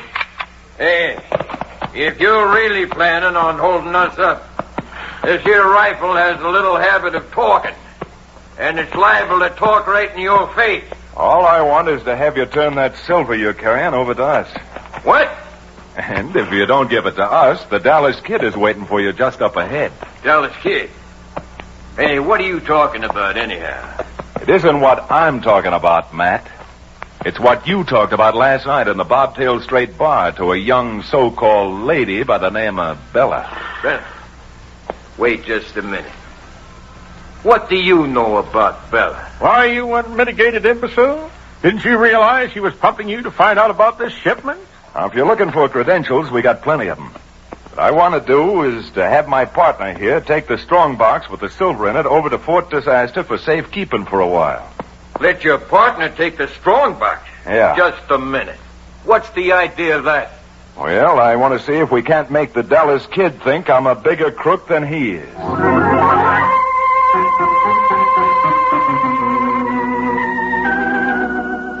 Well, sir, I was lucky again.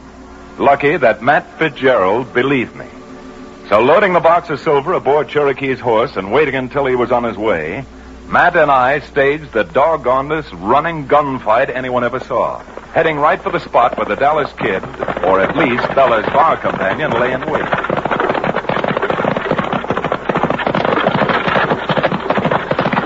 All right, boys, grab those bridles and pull that wagon to a stop.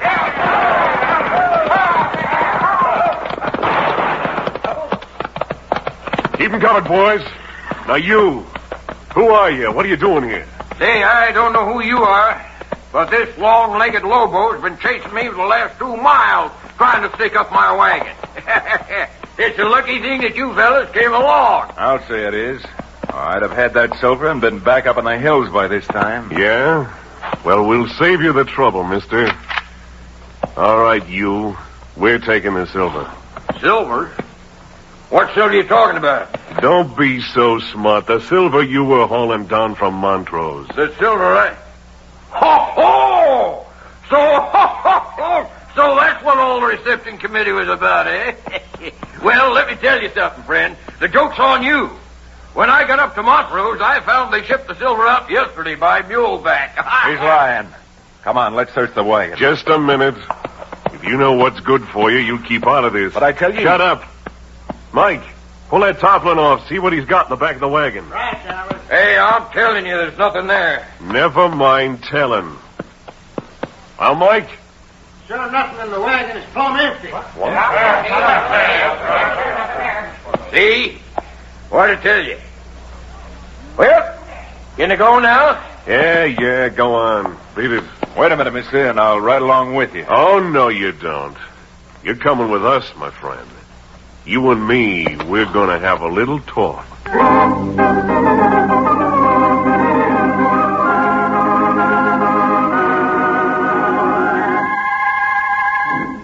You didn't think you were the only one who could find out about that silver shipment, did you? That's not answering my question. I asked you how come you figured you could take that Wells Fargo wagon alone. I never found the game yet where I needed someone to back my play. Pretty salty, ain't you? No. Just figure I got a good head on my shoulders. You keep talking like that and I'll blow the head right off your shoulders. I don't think you could. Oh, no? No. You need a gun for that. Only you haven't got a gun anymore. I've got it. Mister, you are fast. That's the first time anybody's got my gun out of my holster before I could reach it. You and me, we ought to be playing on the same team. I don't know. Who are you? Who are you? Montana's the name I go by, if that means anything to you. I've heard a lot of gents called Montana. Yeah. So have the sheriffs and marshals in about 9 states. But that isn't telling me who you are. The handle's Dallas. The Dallas Kid? The handle's Dallas. Okay, Dallas. Maybe I could use you at that. You use me? That's right. Because the job that really brought me down this neck of the woods may be too big even for me. Job? Government money. $500,000 in gold. What's the deal? 50 to me, 50 to you and your boys. Fair enough. Where is the dinero? It's coming. Coming in army wagons. But don't let that worry you. I know when and where, and I got the whole thing figured out. All you got to do is... I got something here for you. Come on, you blasphemous bushwhacker, let me go. Who's this, Mike? When we split us right back to town, we came across this lummox, and what do you think he was toting? That silver box off the Wells Fargo wagon. What? Why, Let me handle this, Dallas. Now listen, you red-nosed, pasty-looking scarecrow. You got about 3 seconds to start talking. We want to know who you are and if you work for Wells Fargo. I said I wanted an answer. Billy Blue Blazes, what sort of a yellow-spined creature are you taking advantage of an old man? Are you going to answer my question? Take it easy, Montana. He's so scared now he can hardly talk. He won't be able to talk when I get through with him. Now, where did you get that silver? Well, the mine hired me. I was supposed to pack it down because they were afraid the wagon would be held up. I think you're lying. I don't think he's lying. Remember what the shotgun guard said? Yeah, and I think he was lying, too. Well, it'll be the last lie this one will tell because I'm going to... Hey, don't run it, Montana, you loco. You don't want any gunplay in here. You'd only bring the whole town running. And then where'd we be with... Well, you know what I'm talking about. Well, okay. I still think he's lying, though. And before he makes any more trouble for us, have some of your boys tie him up. Tie him up? What for? Because I got an idea how we can use this crummy old saddle bum up at Wolf Creek Pass when the government tries to get their gold shipment through.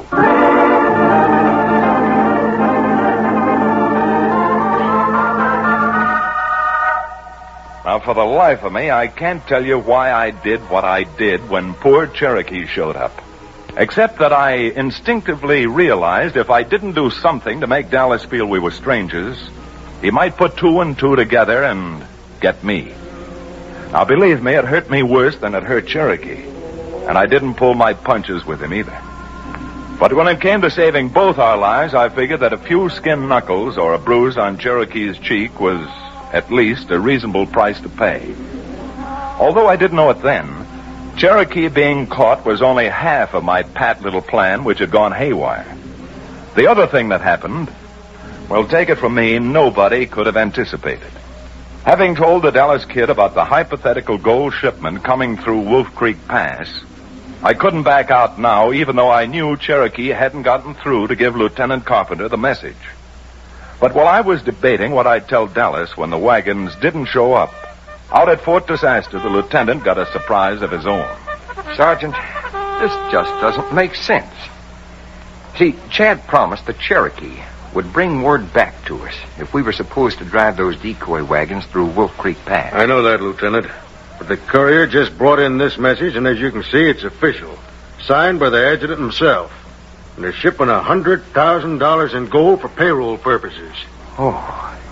Well, while we're out trying to protect the actual wagon train, what happens if Chad does succeed in getting the Dallas kid and his gang up into Wolf Creek Pass? I'm sure I don't know, Lieutenant. But this is an order signed by the adjutant to the commanding general of the area. And if, begging the lieutenant's pardon, I know that old curmudgeon, well, you'd better be having the bugler blow boots and saddles and getting the troops ready to ride.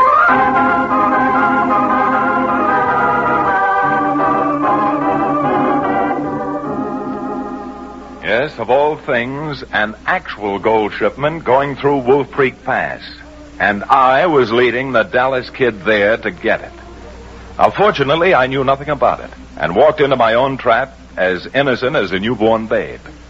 The only thing I did do was to make sure that Cherokee was brought with us. And it wasn't because of any feeling I had that he might come in handy.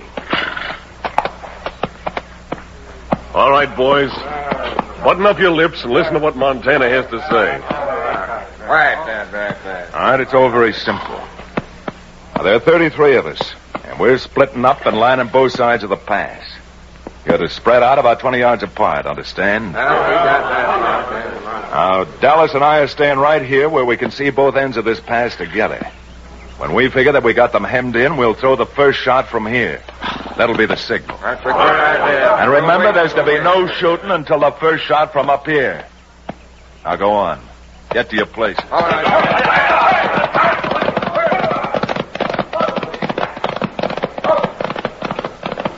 I gotta hand it to you, Montana. This is about as perfect an ambush as I've ever seen. And what are you gonna do with this maverick you made us bring along? You said you had some way you were gonna use him, too. I have. And to start with, I'm gonna untie him. Untie him? You got bats in your belfry? Sure, I'm loco, completely batty. Now, don't you see, if we untie him, and then when the shooting starts, we put a slug through him and leave him down there, and they find him, they'll figure that not only did he swipe the Montrose silver shipment, but also was the Jasper behind this deal. Say, that's really thinking. Sure. Knowing who he is, they'll figure that he was behind the whole thing. And when they bury him, they'll think they got the man they've been looking for. Here. Hold your hands out while I cut those ropes. Chad, how are we ever going to get out of this? I don't know, Cherokee, but... Hey, Montana. Here come the army wagons now. Army wagons? Oh, Billy Blue Blazes, Chad, he's right. See, down there. 3 U.S. Army wagons. It's the real thing. What in blazes are you two talking about? Well, we were just... Cherokee, quick, lend me a hand. What, you... Chad, I got his gun. Don't let him fire it, Cherokee. If those men hear it, they'll think it's a signal to attack. We'll run through it. Run a plug. I got his gun, Chad. I found his jaw. Well, we got him, Chad, but how in the name of my holy aunt are we going to save that government wagon train? Well, we might as well die trying as... Chad, maybe we're dead now? I think I'm hearing music. Music? You bird-brain clown, you. That music is a bugle. A cavalry bugle. I don't know how it happened, Cherokee, but here comes Lieutenant Carpenter and all of his troops. Cavalry? Well, Chad, do you realize this changes the entire course of history? Course of history? What do you mean? Why, in any books I've read, it's not supposed to be the cavalry. It's always the Marines who come to the rescue. Well, come on, Cherokee. We'll change the course of history right back to its normal channels ourselves. We're going to ride down there and get in on that fight. And you can be General Cherokee O'Bannon of the Horse Marine.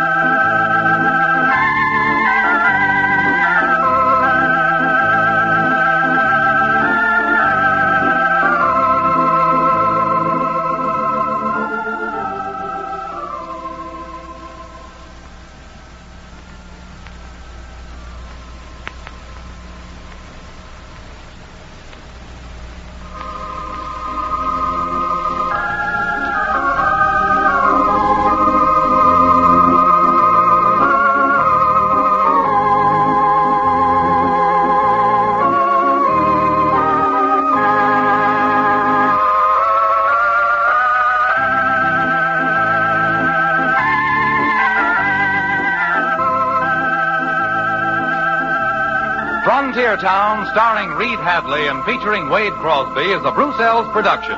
Supervised and directed by Paul Franklin. Music written and played by Ivan Ditmars. Be sure to be with us again, same time next week, for another fine action-adventure story with your favorite young Western star, Reed Hadley. And now this is Bill Foreman telling you that Frontier Town comes to you from Hollywood.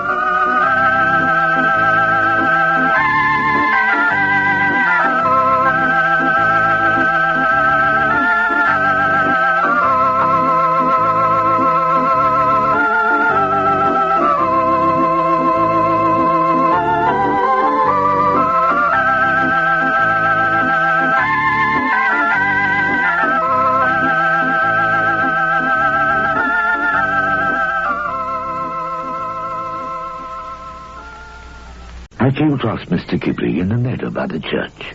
If I've painted that spire once, he said, I've painted it 12 times. He offered me an apple pie. An artist needs inspiration, he explained. Golden short-crust pastry, delicious apple filling, and just the right amount of sugar sprinkled on top. But then, when it comes to the little details, Mr. Ghibli does have an exceedingly good eye. I hope you're not hungry, dear Henry, dear Henry. I've just burnt the roast and I've ruined the sponge. Well, that's a nice thing, isn't it? After I've been working all day... Henry, I've got me secret supply. You don't mean... Polo mints. Yum, yum. Another collar with city dirt? That dirt edge needs mild green fairy's cleaning edge. Concentrates where powders can't. Right on the dirt. Even on city dirt. Oh, fairy has the cleaning edge. When I fall in love, it will be forever. Sweet Trolley. the name you'll find on the most wickedly delicious desserts you could imagine. Each one is lovingly created to look as good as it tastes. Sweet Trolley. Delicious desserts from Bird's Eye and Walls. So irresistible, you can't help falling in love. Yes, it's for you. It's your dinner. It's called Cupboard Love. Cupboard Love's different. Comes in a packet, not a tin. See this foil pouch? Keeps it moist and squeezy. That's right. It's a new kind of cat food. Moist. It's good for you. Like it? New Cupboard Love. What the well-cared-for cat has for dinner. The next hour is brought to you by John Paul Mitchell Systems, the world's leader in hair care products and styling tools. Visit www.paulmitchell.com today.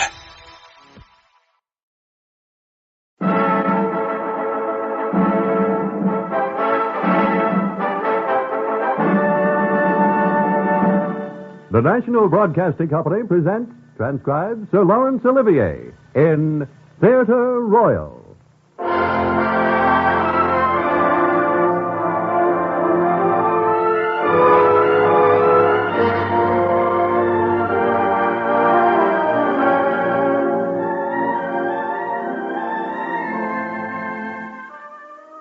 This is Laurence Olivier.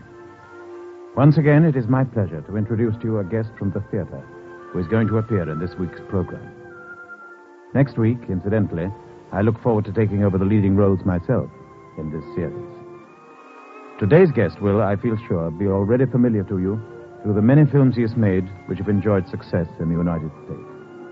I refer to such motion pictures as The Golden Salamander, The Third Man, and perhaps best known of all, Brief Encounter. He is, of course, Trevor Howard. He has chosen to play the role of John Farrington in our play, based on a work by Dostoevsky. It's called The Judgment. Here, then, is Trevor Howard as John Farrington in The Judgment.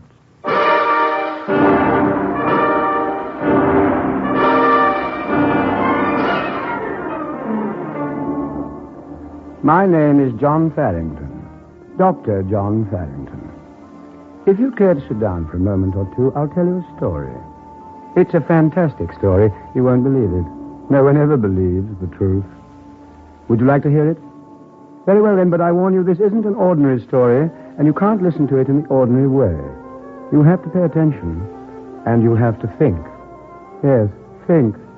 That's a surprisingly difficult thing to do. You don't have to believe that either, do you? Well, consider. Do you think as you go about your normal everyday duties? Are you conscious of thinking when you eat, walk, bathe, or dress? No, of course you're not. You perform 90% of all your actions without actually thinking. How do I know? Well, you see, I'm a psychiatrist. I specialize in the study of the brain. My business is thought. I said I was going to tell you a story. Yes, it's a peculiar kind of story. You see, I only know how it begins. I don't know the ending. However, if you'd like to listen, I'll tell you the beginning. Then perhaps you'll tell me the ending. Good evening, John. Carol, Come in. Jim will be down in a minute. I'm a bit early, I'm afraid. No, Jim was late. Held up at the office. Come into the living room. Real wood fire. New curtains, too, I see. That's most observant of you, John. Most men don't notice things. Changes about the house, I mean. Sit down in the easy chair. You look tired. I am a little. You've been working too hard again. Yes, I'm afraid I have.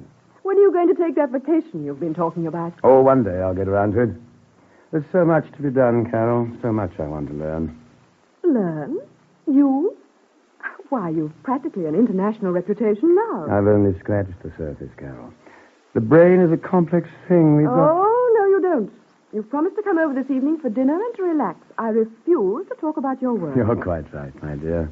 You always did know what was right for me.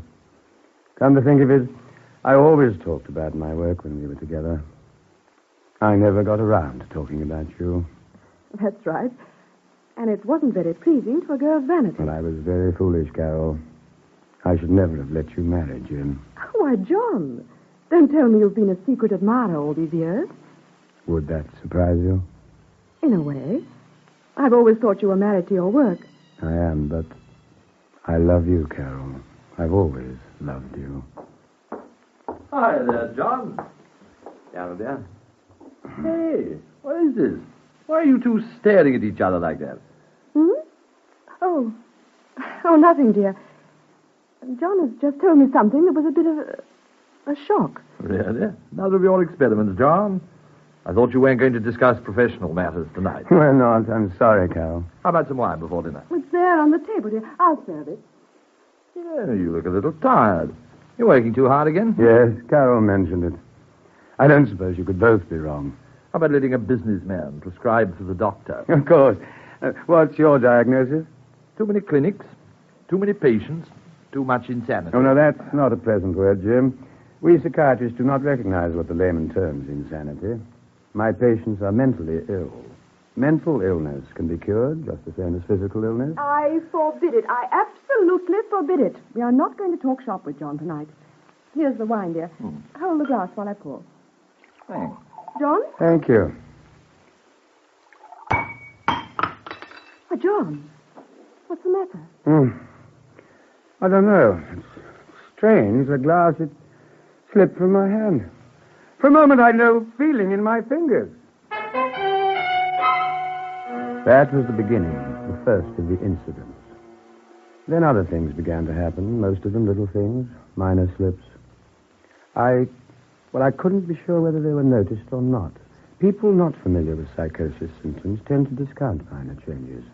They call them idiosyncrasies. Come in. Oh, I beg your pardon, nurse, but I seem to have misplaced my treatise on the inner brain. I thought perhaps you might have come across it. Why, certainly, Doctor. You gave it me to read yesterday. Oh, of course I did. How stupid of me. I haven't quite finished it, but if you need it Oh, back... no, that's quite all right. Finish it, by all means. Thank you. Oh, Doctor. Yes?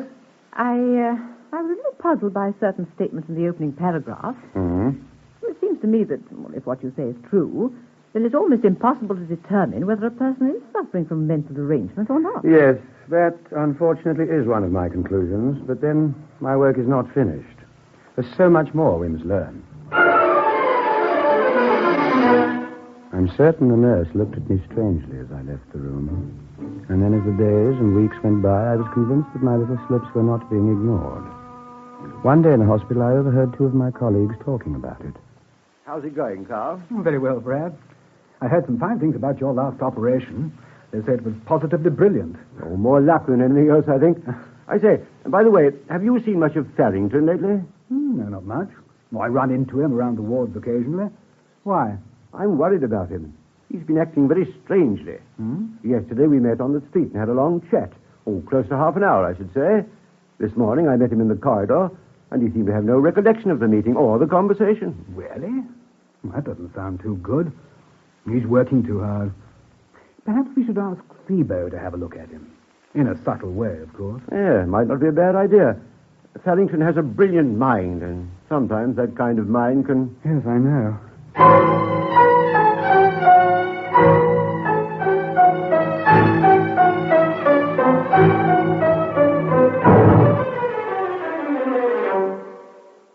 Hello, Carey. Hello, Brad. I want to have a word with you. Anything serious? I hope not. It's about Farrington. Uh-huh. I was talking to Carl yesterday. We both agreed that he's not well. Overwork, eh? Precisely. And, what do you want me to do about it? Well, you're an old friend of his and his senior here in the hospital. If you put it to him, tactfully, of course, that his colleagues can't help noticing these lapses, or perhaps I should say symptoms he mustn't ignore. And suppose he tells me to go to the devil. Well, he's perfectly capable of doing that. Well, in that case, we'll have to talk to Dr. Hobo. But first, have a word with him yourself. Very well. I'll speak to him today.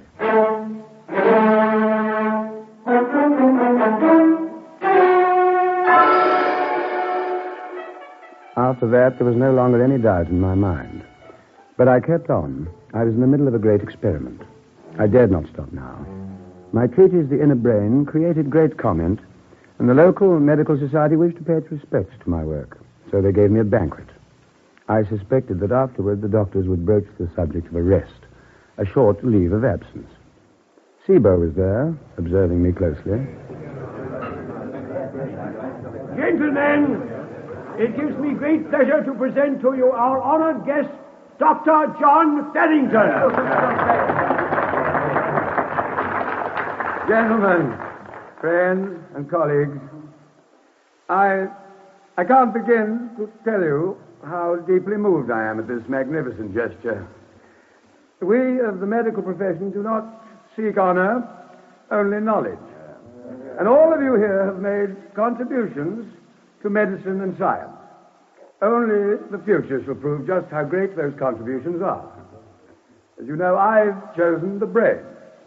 It's a fascinating subject, one that we know so little about. We are like babes in the woods, wandering in a maze of minute, complex circuits, which in their own unknown way cause us to think, to memorize and retain what we've learned, to speak distinctly, walk straight, to balance ourselves on a bicycle or in an airplane. It's not too strange, too difficult to conceive that if but one, just one small part of this complicated machinery ceases to function in a normal way, our entire thought process becomes jumbled and plays tricks on us. For example,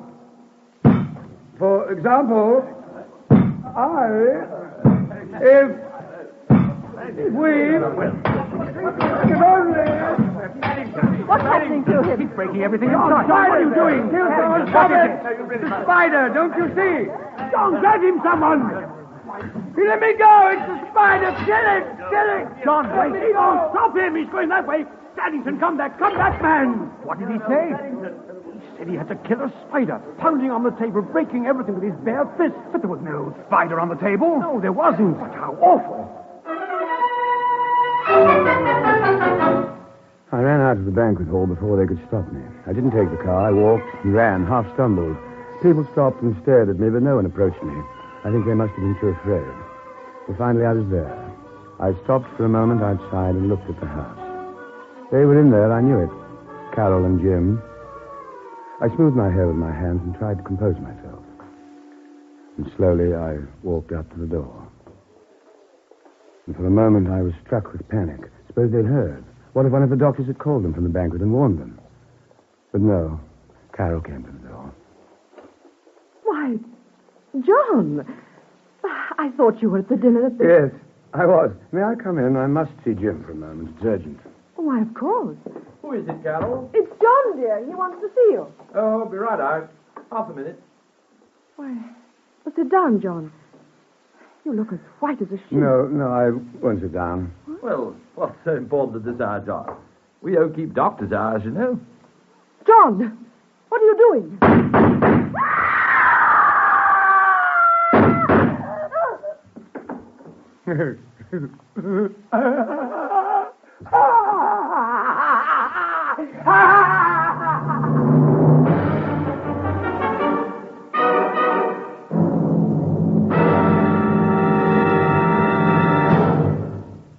In a moment, we continue Theatre Royal with this week's guest, Trevor Howard. We'd like to preview the fine parade of listening enjoyment tomorrow on NBC. First, though, your host on Father Knows Best reminds you of Sunday's great dramatic entertainment. This is Robert Young. I've been asked to tell you something about the great new NBC Sunday evening, and nothing could give me more pleasure. It's a big evening, big in drama and big in stars, biggest in rewarding radio listening. I know your family will enjoy real theater on the air as much as mine does. Each Sunday evening over the NBC radio network. And remember the time changes for these favorite dramatic shows tomorrow. Be sure to listen when screen favorite Jimmy Stewart as fast-shooting Britt Ponsett defends an innocent stranger in a small western town on Six Shooter. Then on NBC Star Playhouse, hear Frederick March as he portrays the whaling master in Herman Melville's classic sea tale, Moby Dick. Later, on Stroke of Fate, hear what might have happened if that famous historical spy Benedict Arnold had succeeded in his plot of treason against America during our early struggle for independence. Then enjoy another comedy session of The Marriage, starring that brilliant husband-wife acting team, Hume Cronin and Jessica Tandy, when the ethics of his profession nearly cause a domestic rift on this delightful family drama series. Then for fine musical entertainment, your host, Lawrence Tibbett, brings you recorded memories of famous and beloved artists of the past and present on Golden Voices, followed by great readings of the world's finest poetry with David Ross as your host on Golden Treasury. Then you'll want to hear the latest 2-hour edition of Weekend, NBC's Sunday newspaper of the air, featuring such notables as Merrill Muller, Earl Wilson, and Earl Godwin with the latest news highlights, Tex McCrary with the outstanding personality of the week, and Jinx Falkenberg with features on home and fashion. So remember, for the tops in your Sunday listening entertainment, stay tuned to NBC. And now we continue Theatre Royal with this week's guest, Trevor Howard.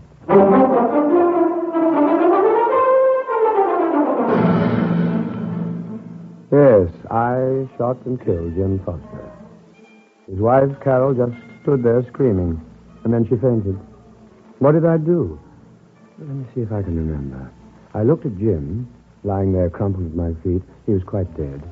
He'd almost have to be with 5 bullets in his heart. I walked over and examined Carol, and her pulse was fast but regular. For a moment, I was afraid the shock might have killed her, too. Then I became conscious of the smoking revolver in my hand. I dropped it like a hot coal. Then I sat down. I don't know how long I sat there. That vast mechanism inside the thing we call the brain was working excitedly. Later, some neighbors came in. They found us there. Carol and Jim on the floor and me sitting in a chair mumbling to myself. They took me away. Yes, they took me to the police station. They put me in the psychopathic ward. And the humor of it struck me at the time. That I, John Farrington, the eminent psychiatrist, the one man generally recognized as being an authority on psychosis, locked up in the psychopathic ward of the county jail. And then they sent for Dr. Hobo to examine me. And poor old doddering Hobo. He'd been in a class of mine for postgraduate work. He was the county psychiatrist. The knowledge of what he had to do made him nervous, almost afraid.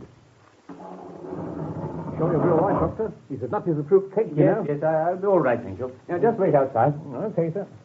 Hello, Farrington. Oh, Hobo, isn't it? Yes, that's right. I don't quite know how to begin. Well, it's all right. They've told me what I did. You have no recollection of your actions? None, whatever. Farrington, there's no use speaking about the bush. I'm not half as qualified to diagnose your case as you are yourself. What made you do it? Well, I don't know. Carol and Jim were my best friends. Well, something went wrong, of course, up here. Only I knew. Mrs. Foster tells us that a few weeks ago you told her you were in love with her. You remember that? Well, yes. I've always been in love with Carol. It's not what you think. I wouldn't kill Jim for her. Many men have killed for love. Yes, of course, but they were either premeditated murders or killings born of a sudden passion. In my case... I'm amazed at your cool analysis of this. Well, it's just that I'm trying to fathom myself. How could I, a man who's always been as sane as normal as it's possible to be, suddenly... How is Carol? She must hate me. No, I don't think so. You see, Farrington, everyone's convinced that you're ill, that you didn't know what you were doing. They believe you're dangerous to society and yourself. You might suffer another of these attacks. Oh, yes, of course. Hobo? Yes? Do you think Carol would come to see me? I'll ask her. It might be good if she did. Well, yes, I'm sure it would. You see, I must explain to her. I must try to make her understand. Ask her, Hobo. Tell her she needn't be afraid to come. I won't harm her. I'm quite sure of that, Farrington. Yes, I'll keep a guard in the room, just in case I should, begin to feel strangely. You won't feel strangely, Farrington. Well, how can you be sure? Intuition. I'm not the psychiatrist you are, but I don't quite agree with everyone's opinion about you. What do you mean? I mean, I don't believe there's anything wrong with you. You're faking, Farrington. The whole thing's a gigantic plot. Plot? You're no more ill than I am. I wish I could believe you. I think it's far more important that when you come to trial, the jury believes.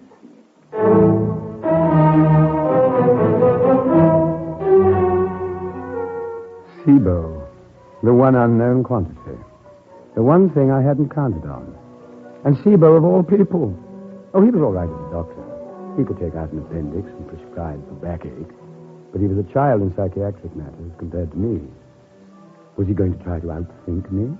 His brain against mine? I, who knew more about the working of the human mind than any man alive? Why, I think if I'd tried, really tried, I could have convinced Hobo that he was mentally ill.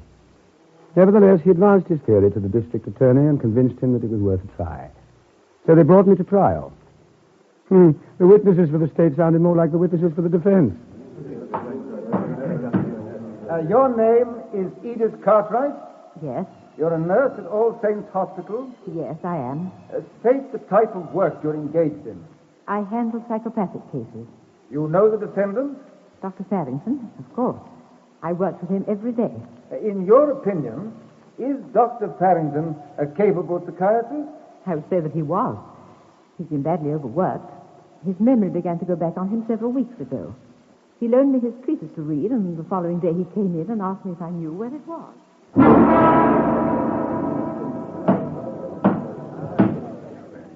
Your name, sir? Dr. Bradley Newmark. You are on the staff of All Saints Hospital? I am. In your opinion, Doctor, did the defendant show signs of mental derangement prior to the night of September 3rd? In my opinion, Dr. Farrington had worked himself into a psychopathic state and was not responsible for his actions for several weeks prior to the date you mentioned. But have you any specific examples to give the court? Several. The first was on an occasion when we met and had a long chat. The next day, Dr. Farrington seemed to have no recollection of it Following a conversation with Dr. Newmark in which he suggested that I should try and persuade Dr. Farrington to take it easy, I spoke to him myself. He became quite excited. He told me that he was in the middle of a great experiment. Did you consider his reaction normal? His reaction was that of a sick man. And how did the interview end? He told me to go to the devil.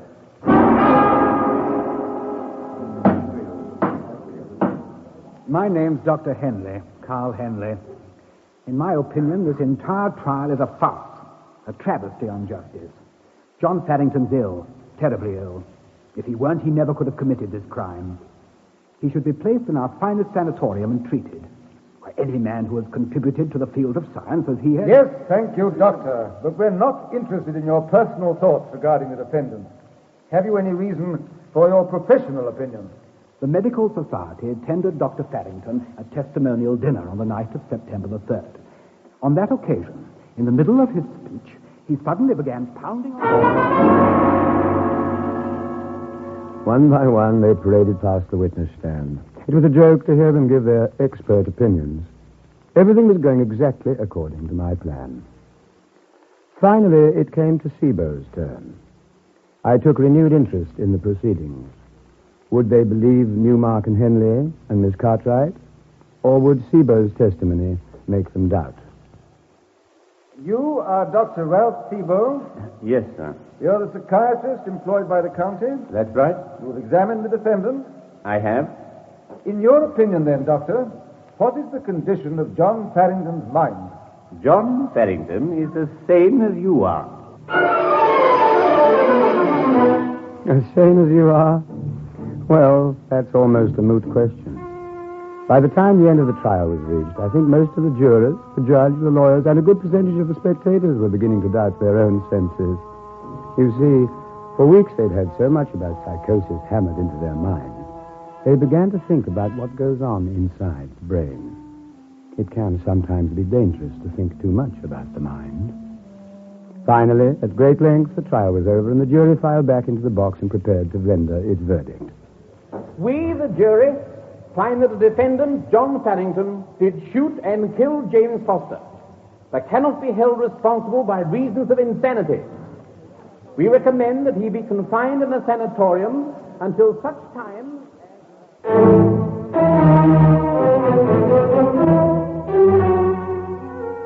And so here I am now. It's a nice sanatorium, fine doctors. They use many of my own methods.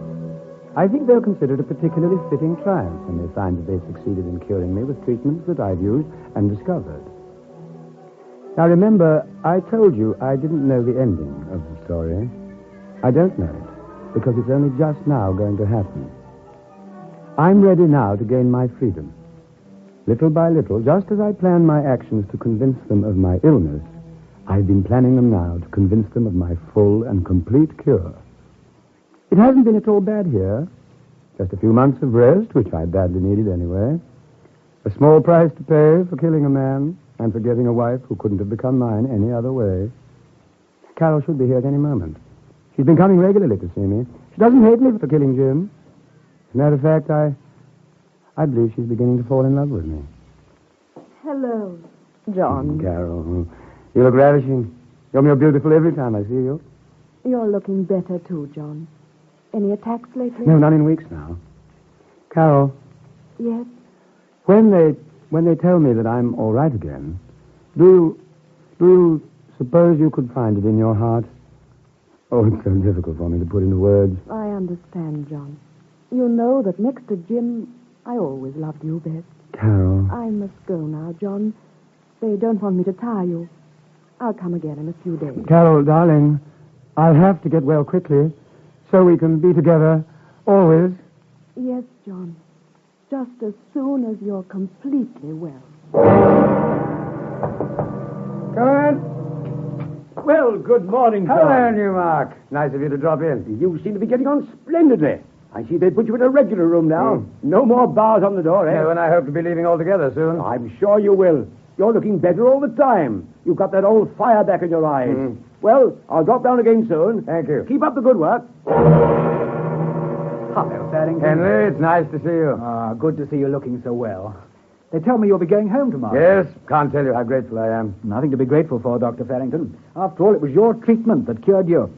Now you'll be able to carry on just where you left off. It will be wonderful to get back to work again. Well, we're looking forward to it. Oh, by the way, Miss Cartwright sends her greetings. Oh, thank you. I'll see you at the hospital. Right. Bye-bye. Bye. Hello, Farrington. Huh? It's me, Farrington. Sibo. You remember me, don't you? Oh, yes. Sibo. I'm all right, Sibo. I'm all right. You've got to make them understand I'm well. I'm not crazy. I'm well. They're going to let me go home. They've taken the bars away, Sibo. Sibo, tell them. Taken the bars away? Sibo. I'll tell you a secret. You remember that time you came to see me in the jail? Yes, of course. Do you remember? Oh, certainly. I remember. There's nothing wrong with me, I tell you. But, Sibo, you were right. You were. I was faking. I was faking all the time. I wasn't deranged, but I fooled them. Didn't I, Sibo? I fooled them all but you. yes, you fooled them, John. And now I'm going home. They've all told me so. Newmark, Henley, Miss Cartwright, and Carol. Carol comes every day, you know. We're going to be married. I see. Well, I must be running along now. I'll be back tomorrow. No, Sibo, don't leave me here. Don't leave me. I'm going home. They said so. Don't leave me, Sibo. I'm all right. There's nothing wrong with me. There's nothing wrong with me. Well, Sibo, hopeless. Absolutely hopeless. I thought in the beginning he might be faking, but I was wrong. He imagines you visit him, and Henley, and Mrs. Foster. He thinks she comes to see him every day. He thinks he's going home, and he says we've taken the bars off the door. Sibo! Sibo, I'm going home! I'm going home! No bars on the door! No bars! No bars! Sibo, let me out of here! I'm sane, I tell you. I'm as sane as you are.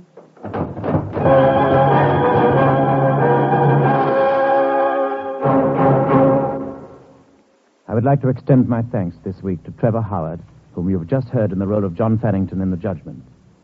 As usual, too, I'm sure you'd like me to express your appreciation to our excellent supporting cast.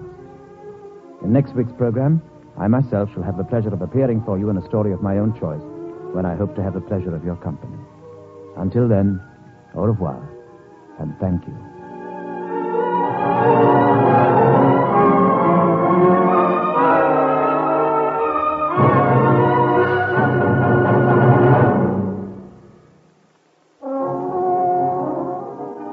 Sir Laurence Olivier introduced Trevor Howard in this week's transcribed program. The music was under the direction of Sidney Torp. Theatre Royal is an NBC presentation produced and directed by Harry Allen Towers.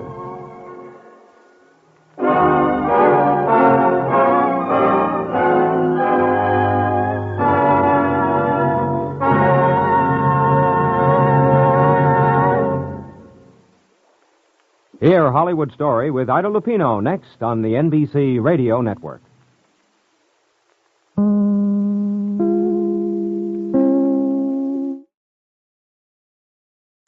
The next hour is brought to you by John Paul Mitchell Systems, the world's leader in hair care products and styling tools. Visit www.paulmitchell.com today.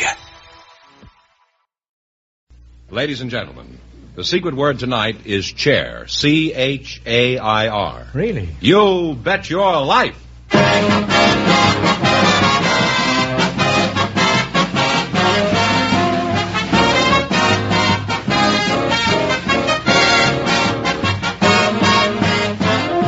It's Groucho Marx in You Bet Your Life, the comedy quiz series produced and transcribed from Hollywood and brought to you by the more than 3,000 DeSoto Plymouth dealers.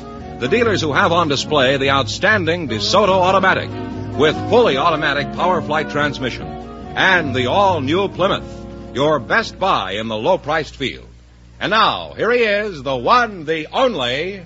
Groucho! Who's he? Oh, that's me. Oh.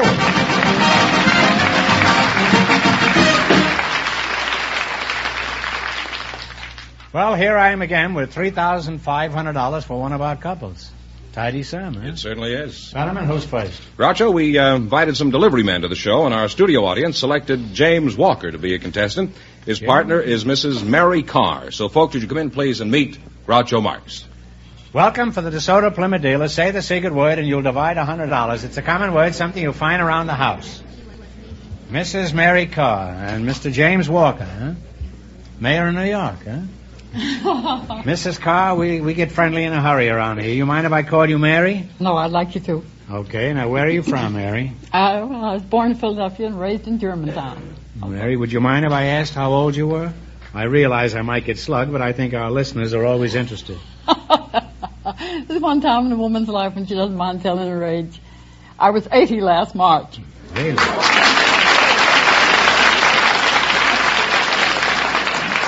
Well, you're a very good-looking 80, Mary. Thank you. You can help me across the street anytime you want. Jimmy, how old are you? 29, Groucho. Where are you from? I'm from Highland Park in Detroit, about 4 or 5 miles from the DeSoto plant. Oh. Do you work for the DeSoto people? No, I don't. What sort of work do you do? I work for United Parcel Service. What kind of a racket is that? Well, that's a delivery system. We have about the best in the United States, I guess. We deliver for retail, That's wholesale. enough. He's a parcel man, all right. He's all wrapped up in his job. Are there any special requirements for getting a job with your outfit? The main one is you have to be honest. Well, that's a pretty stiff requirement, isn't it? Let's forget it, shall we? How can they tell you're honest before they hire you?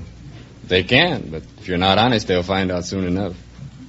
I suppose the company gets a little suspicious when the delivery man hires a chauffeur to drive the truck. There's always one way to find out if a man's honest. Ask him. And if he says yes, you know he's crooked. Mary, let's converse with you. Now, let's see. You say you're from Philadelphia? Mm-hmm. Did you go to school there or work there? I went to school. I graduated from the normal school as a teacher. Oh, you were a school teacher in Mm-hmm. Philadelphia? Is that so? How long did you teach in Philadelphia? I didn't teach you. Just a school teacher gone wrong. What happened? Did the truant officer catch you hanging around the pool room? What do you mean you went wrong? Oh, I became an actress. You became an actress, eh? Well, I hope that's what they called me anyhow. I went on the stage. Were you in any Broadway plays? Oh, yes, some of the Hoyt plays, Alabama, the Cherry Pickers. Texas Steer, were you in that? Mm-mm. Wasn't that one of the Hoyt plays, huh? Yes, I think it was. Yes, it was. Mm-hmm. Way before your time. You think so, right? Mm-hmm. You're very flattering. Not only that, but you can't be a day over 50, Mary. You tell that to all the girls. It's true. I tell it to a few men, too, huh? Were you in any big shows that our audience might remember? Oh, well, not stage show. I did the Mother and Over the Hill in the silent days, you know, way Over back. the Hill of the Poorhouse? Yeah. Oh, Mm-hmm. how long ago was that? Well, it was released in 20. Is that many? You're sort of the fairy godmother of television, aren't you? Huh? Your pictures will be seen for the next 20 years. I've seen them. Yeah. My grandchildren call me up and say, Nanny, you're on.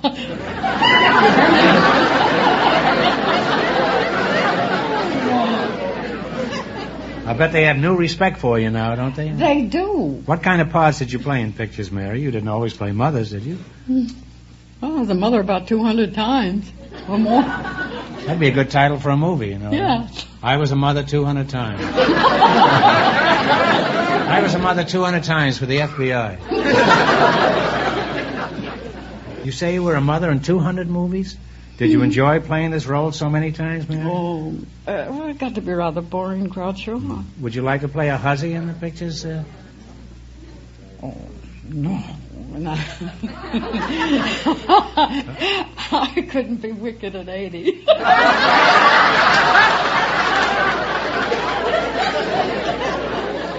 Mary, it hasn't slowed me up any. Well, it's been very interesting talking to you two, Mary, but now it's time to play You Bet Your Life. Let's see. Now, you select a dictionary quiz, and remember, the more the question is worth, the harder it is. Now, you can start with a $10 question, or 50 or 100. Anything you want. But one answer between them. What'll it be? How about 70? 70 you want? Is that all right you with you? You know your dictionary? Is that all right with you? All right. Which part of the dictionary do you know, Jimmy? The outside or the inside? The outside, probably. All right. What do you call the person who gives the parting address at a graduation? The valedictorian. Valedictorian is correct, huh? And you now have $170. Now, what do you want? Well, we might as well go on. Nothing to lose. 80? 80? What do you call the edge of... What do you call the edge of cloth woven to prevent raveling? A selvage. Selvage is correct. You now have $250 in your bankroll. You're pretty lucky to have a partner like that, Jimmy. I sure am. Now what do you want? The inside. Now, well, let's go up. No, you're going down. You want 90? Well, let's see how well you listen to this show. What does the word encomium mean? E-N-C-O-M-I-U-M. It's a praise. That's right. That's good enough. Stop right there. You now have $340. You know, I mispronounced it a few weeks ago on this show. For some curious reason, I said encomium instead of encomium. And I got a ton of mail. All right, now how much have they got? $340. As your last chance to beat the other couples, what are you going to go for? 100. 100? What is a more common term for a colliery? C-O-L-L-I-E-R-Y. Well, that's a mine. It's a coal mine. Don't go any further. And you've gone all the way. You wind up with $440. Well, thanks and good luck to the Minnesota Plymouth dealers. You're pretty shrewd. Ladies and gentlemen, this is National Safety Month. Can you see, steer, stop safely? If not, check your car. Check accidents. With the busy driving season here, now's the time to check your car. Be safe by driving a safe car. Last year, over 1 million people were killed and injured in needless automobile accidents. A good percentage of these accidents would have been avoided if the car owners had taken a small amount of time to have their cars checked. And to make sure your car gets a complete safety checkup, there's no better place to take it than to a DeSoto Plymouth dealer. His factory-trained mechanics will go over every part of your car that can affect your safety to make sure they are all in perfect working order. Wheels, brakes, headlights, tires, steering, windshield wipers, glass, horn, muffler, taillights. You'll be surprised how little time and money it takes to keep you and your family safe on the highways. Remember, to be a safe driver, you must be able to see, steer, stop safely. Check your car. Check accidents. Stop in where you see the sign of better service, the friendly sign of your DeSoto Plymouth dealer.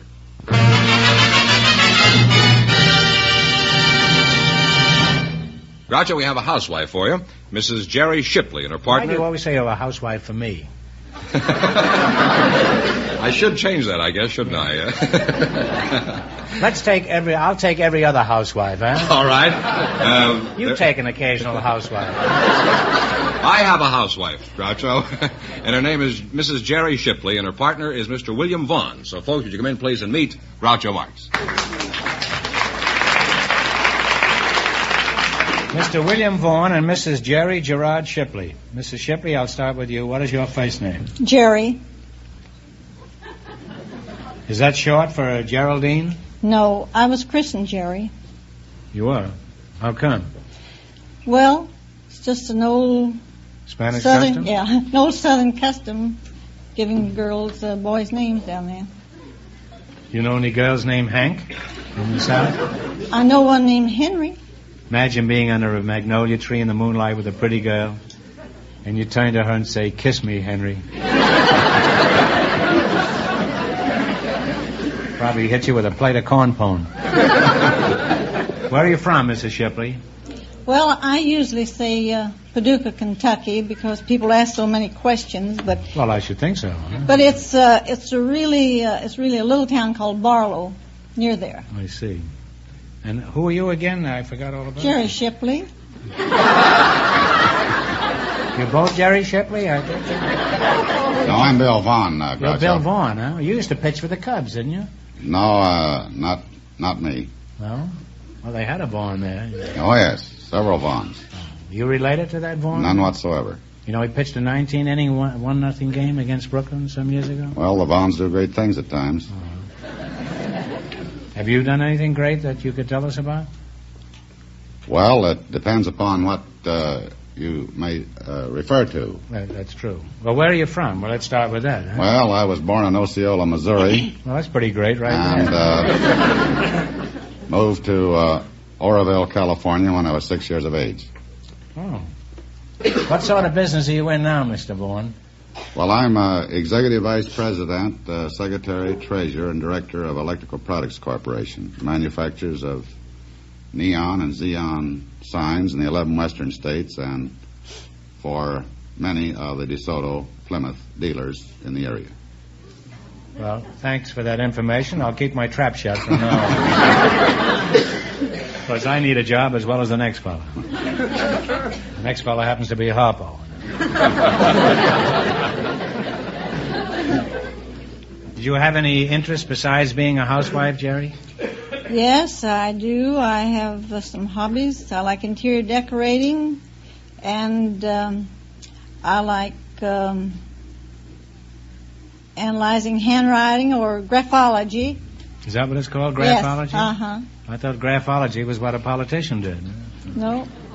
Could you analyze my handwriting? Yes. If I gave you a sample of Okay. Don't look.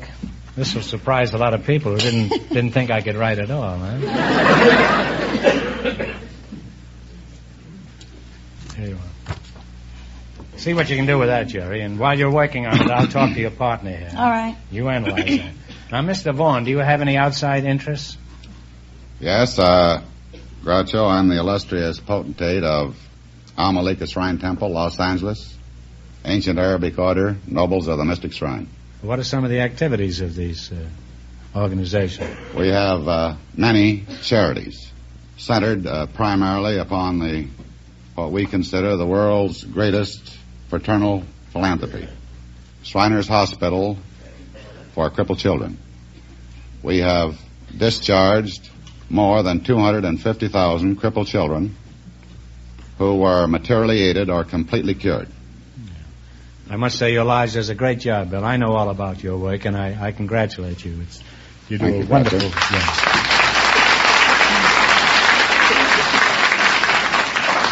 Well, Mr. Shipley, how do you analyze my handwriting? What kind of a fellow am I? Tell the truth. Forget that I also happen to run the quiz. Be merciless. Well, you're very inquisitive. Nosy, you mean, eh? Yeah. You're witty. You're ambitious. You have a strong will. And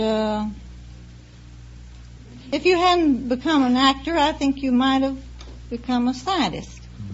The way you make some of your characters. I don't think so, Jerry. I took one of those scientific tests in the laboratory at UCLA just the other day. And 3 white rats and a guinea pig beat me to the cheese.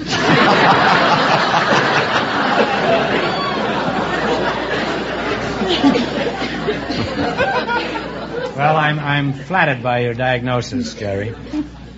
It's been an experience talking to you two, but now it's time to play You Bet Your Life. Let's see what we have here. In the race for the $3,500, the first couple won $440, and the secret word is chair. You selected geography. And remember, the more the question is worth, the harder it is. 100. 100. In what country or principality do you find the fabulous resort city of Monte Carlo? Monaco. Monaco is right. You're off to a fine start. You have $200 in your bankroll. You're off to a flying start. 90. 90. What famous cape on the coast of North Carolina is noted for its bad storms? Cape Hatteras. That's correct. You now have $290. What next? 80. What country is directly east of Poland? East of Poland. Russia. Russia is correct. You now have $370. The way things are going over there, Russia is east of everything. 70. Okay, for $70, what is the former name of the country now called Iran? Used to be under the control of Turkey at one time.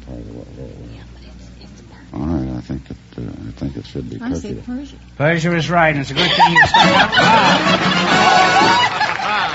And you wind up with $440. Thanks, and good luck from the DeSoto Plymouth dealer. Yes,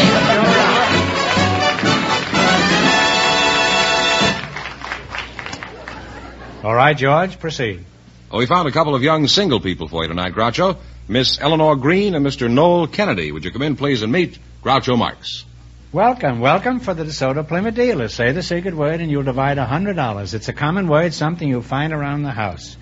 Noel Kennedy and Eleanor Green. Well, you're a fine-looking couple. Neither of you married? No. No, I'm not, Groucho. You're not married, eh? Would you like to get married someday, Eleanor?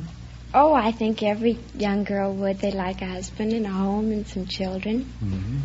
Well, you're in the right place. Have you got a marriage license with you? Well, no. Don't you think that's pretty careless? You'd certainly never think of going fishing without a fishing license, would you? Well, I think that would be a different story. You just think it's different, that's all. A sucker's a sucker whether he's walking or swimming. Well, let's find out something about you two. Eleanor, where are you from? I'm from Beverly Hills, California. Beverly Hills, yes. Huh? Oh. How long have you lived out here? 23 years. Mm-hmm. Then you're a natural-born citizen, huh? Mm-hmm. What sort of work do you do? Well, I'm a third-grade teacher, Groucho. You're a school teacher? Yes. Didn't have any school teachers like that when I went to school. You're Noel Kennedy? Well, I prefer to be called Bill, Groucho. You prefer to be called Bill Groucho? It's kind of a silly name, isn't Bill, it? period. Huh? Bill, period. Bill, period, you want to be called? Bill Kennedy. Bill Kennedy. Well, who is Noel? I'm confused. Noel Confused. Well, that's a nice name. Now, where are you from, Noel? I'm from Brisbane, Australia. Oh, Australia. Uh-huh. Well, what is it like in Brisbane? Well, Brisbane's a big semi-tropical city. It's semi-tropical? Mm-hmm. I didn't know that. Well, it's very much like L.A., a little warmer. What sort of work did you do in Brisbane? Well, when I was younger, I went prospecting with an older brother in a place called Mai in Queensland. When you were younger? Mm-hmm. How old are you? I'm 24. Getting along, Bill. Huh? Now, where did you say you went prospecting? Mai. It's a little place outside Bong Bong, which is in male section. Mai is near Bong Bong? That's right. Well, that's right across the river from Walla Walla, isn't it? No, it's in male section 493, via Morani, via Marion, via Mackay, North Queensland, Australia. You must get a lot of mail with an address like that. How do you get it? Is it floated ashore in a bottle? Well, if you send a postcard, there's not much room for the message. No, I guess not. What's the reason you never got married, Bill? Shrewd fellow, these Australians. No, I was always a little cynical, and I could never see any reason in giving away half my food to get the other half cooked.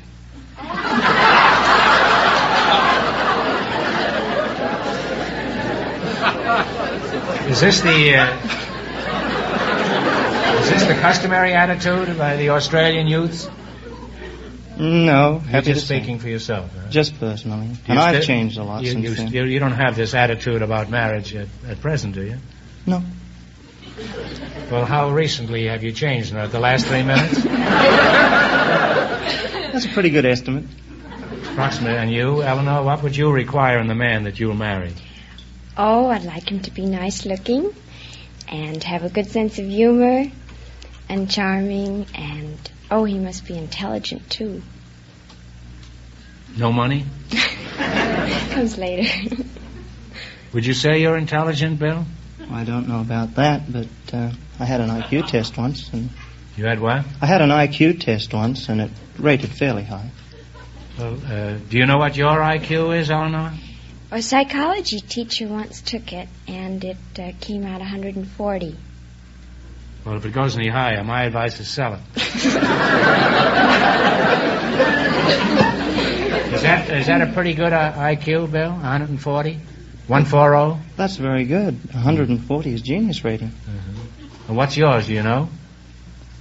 141.5. You mean we've got two geniuses up here?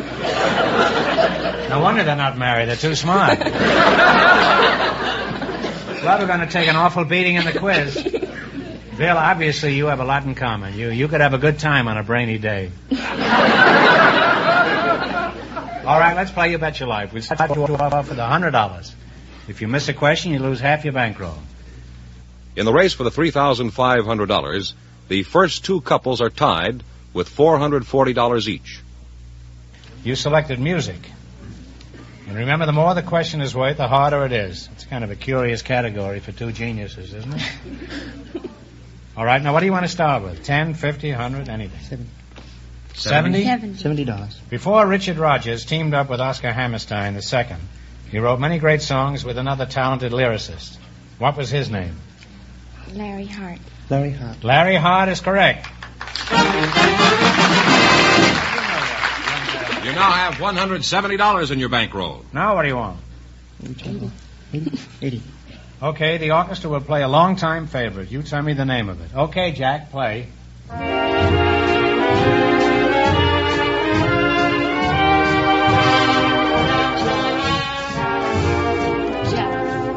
What is it? My partner says Jealous. Jealous. Oh, well, that's right. Jealous is right. You now have $250. $250. You want to go ahead? Yes. Mm-hmm. $90. Well, we're on the 90. Okay. Duke Ellington wrote this song, which became a big hit in 42. You identify it. Music, maestro.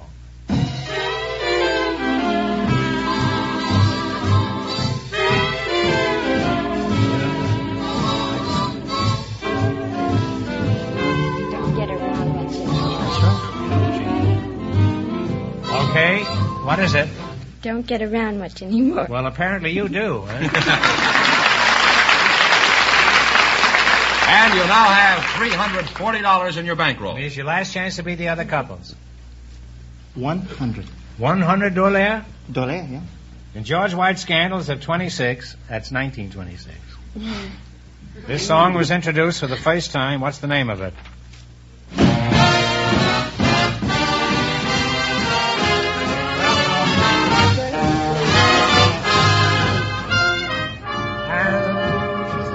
Birth of the Blues. The Birth of the Blues.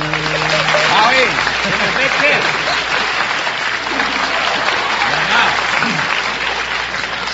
And besides all that, you have $440. Well, thanks. Thanks and good luck from the DeSoto Plymouth dealers. I hope you two are very happy together.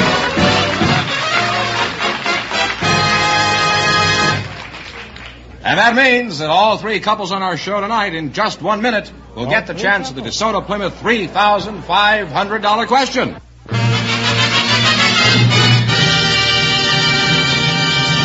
Well, Groucho, here come the three couples, all of them timed for a chance at the DeSoto Plymouth Big Question. They'll write down their answer on the cards that we've given them, and if all three couples get it right, they'll divide the money among them. Mob scene, Mary. Oh, yeah. All right.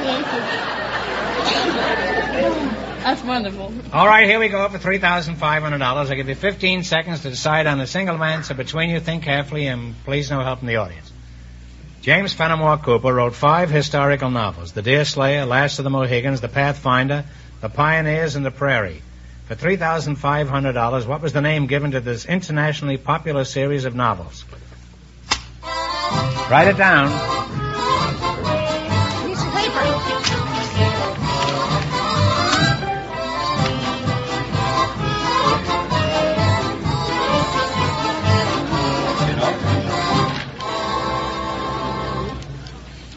This is a blank. From Miss Carr and her Miss partner? Carr and Jimmy Walker. Yes. Leather stocking tails. And what is yours? No, leather stocking tails. It's this couple here.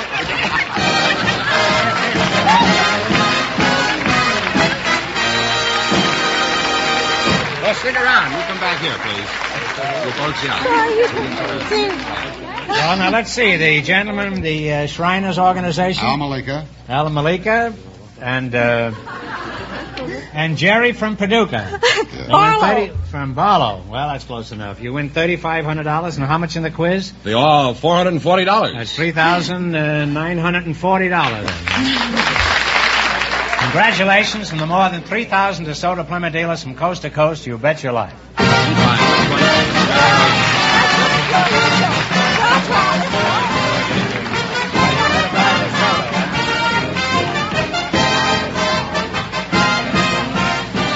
Be sure to tune in again next Wednesday night at the same time for the Groucho Marx Show, when the big question will be worth $1,000. And don't miss Groucho's television show, also brought to you by the DeSoto Plymouth Dealers of America. And remember that the dealers who sell the outstanding DeSoto Automatic with fully automatic power flight transmission also have on display the remarkable new Plymouth, engineered and built to be your best buy in the low-priced field.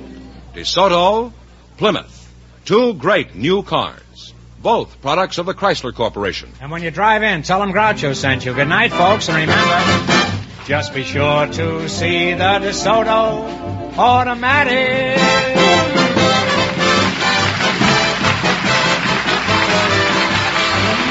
Folks, here's a reminder from the National Safety Council. If you can't control your temper, you can't control your driving. You Bet Your Life, transcribed from Hollywood, is produced by John Goodell. Directed by Robert Dwan and Bernie Smith. Music by Jack Meekin. This is George Fenneman signing off for the more than 3,000 DeSoto Plymouth dealers from coast to coast. You Bet Your Life is heard by our armed forces throughout the world.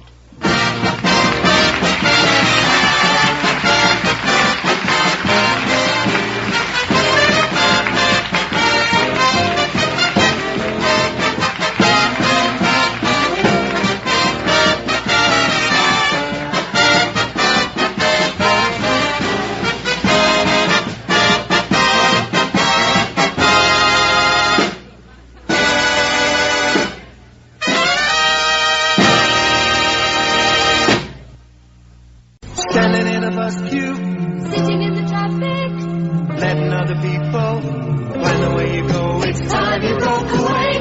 Believe in freedom, believe in Honda. Going when you like, from door to door, your Honda bike and you.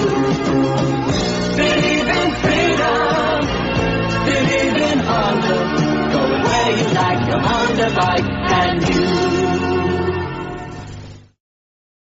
The next hour is brought to you by John Paul Mitchell Systems, the world's leader in hair care products and styling tools. Visit www.paulmitchell.com today.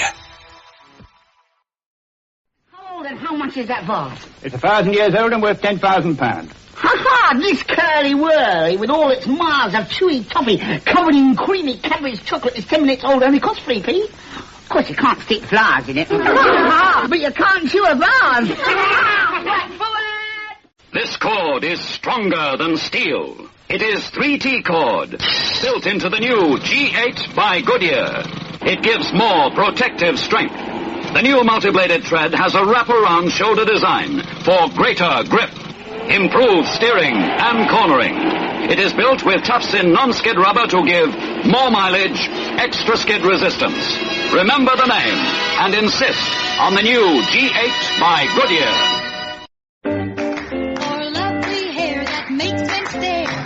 The promise of Steiner. Now from Steiner, the authority on hair, new Pearl Foam Shampoo. Quick foaming Pearl Foam Shampoo leaves your hair with a light, fresh perfume, reveals true hidden beauty. Steiner Pearl Foam Sachets, 1 and 9 at chemists and stores everywhere. For lovely hair that makes men stare. That's the promise of Steiner. The Rocket Classic Radio Network, keeping the radio memories alive, thanks to the sponsorship of John Paul Pet. Pet care with a salon pedigree. Tested on humans, but pH balanced for pets. Visit johnpaulpet.com today.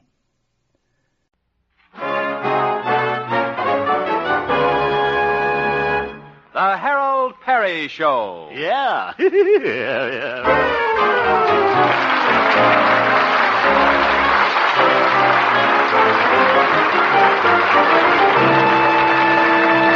And now, Harold Perry as Honest Harold, the homemaker.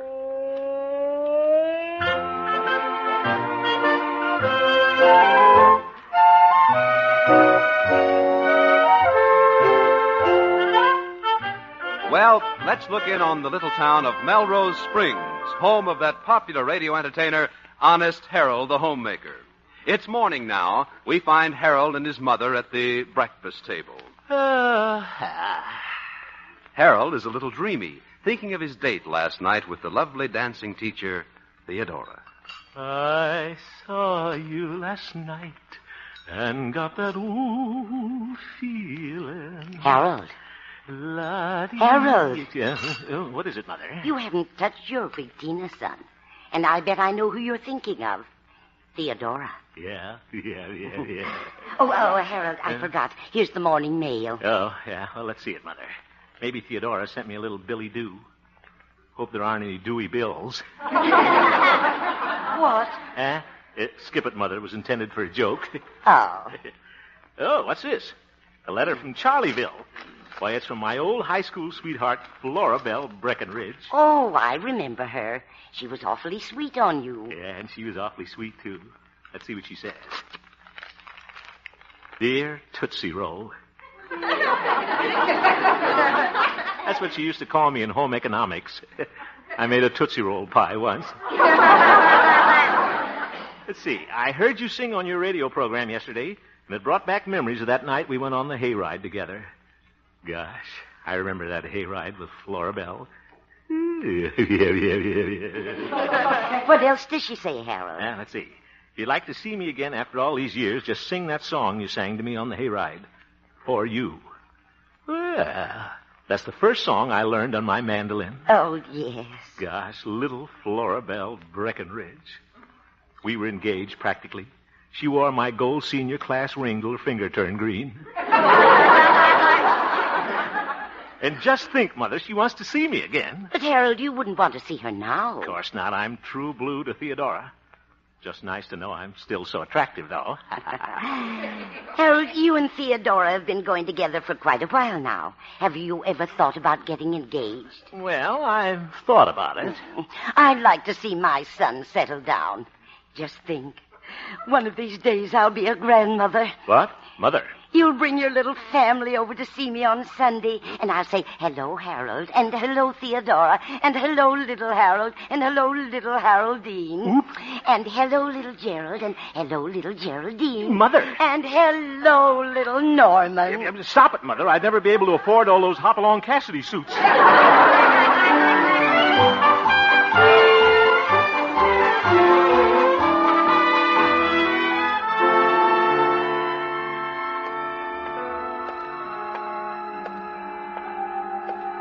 Little Haroldine. Mother's pretty cute, all right. Not a bad idea, though, getting engaged to Theodora. She's a wonderful girl. And being engaged is still one step from being married. But, oh, brother, what's that last step? Hello, Harold. Oh, hello, Doc. how's the veterinary business? I'd say it was going to the dogs. You might say it when nobody else would. No, I'm only joking, Harold. Yeah? I'm waiting for Pete. We're going to the park and build a snowman. You care to join us? Well, sounds like a lot of fun, Doc, but I really can't. I'm on my way to Theodora's. Oh, better be careful, Harold, or someday you'll be deserting the ranks of us eligible bachelors. Oh. Well, don't let it get around, Doc, but I am thinking of getting engaged. Well, congratulations, Harold. Of course, I haven't asked the lady yet. Thought I might go by this morning and ask her that $64 question. Well, howdy, boys. Well, hello, Pete. Hey, Pete, our old friend Harold here is thinking of getting engaged. Well, he's lovely. He's engaged to use his Burma shape. Pete, if Harold's going to be engaged, we ought to give him a shower. A shower? Okay, I'll bring the soap. Lummin' Abner. Harold, I can just see you walking down the aisle. Here comes the bride, wiggling from side to side. Stop. Here comes the groom, going to his doom. Ain't that a doozy?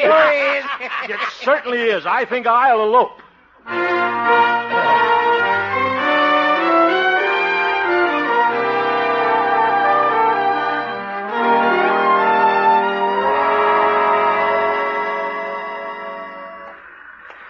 Hope my little dancing teacher is in.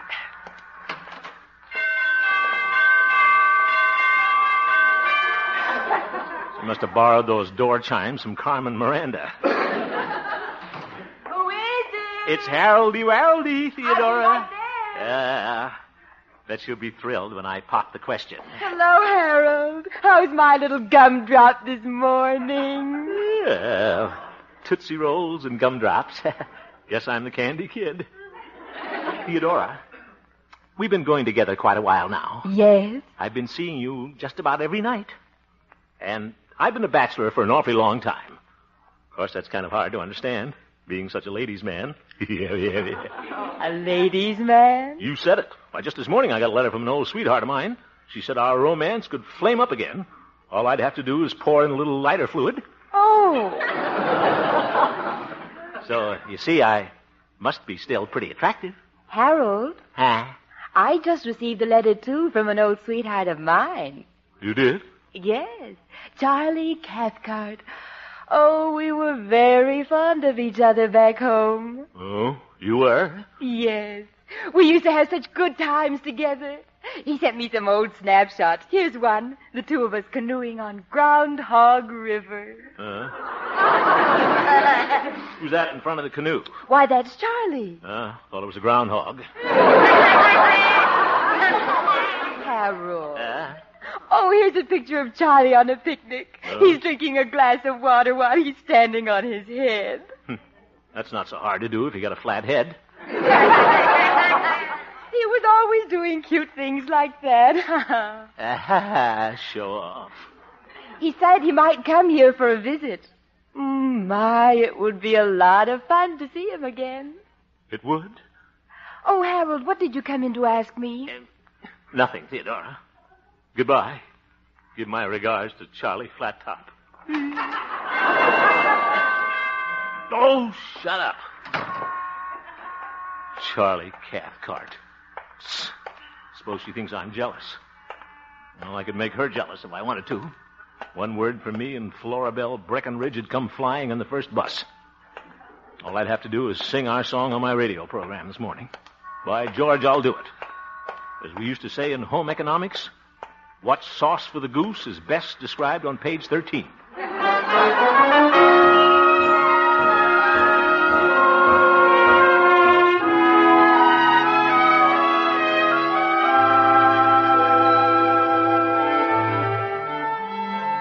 All right, quiet, musicians. We're about ready to go on the air, you know. Hit it, Yasha.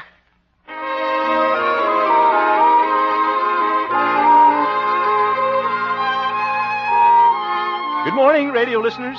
This is Honest Harold, the homemaker. Ladies, I'm going to start my program this morning with a very special song dedicated to a very special young lady. I hope you're listening. It's for you. I will gather stars out of the blue For you, for you, I'll make a string of pearls out of the dew. For you,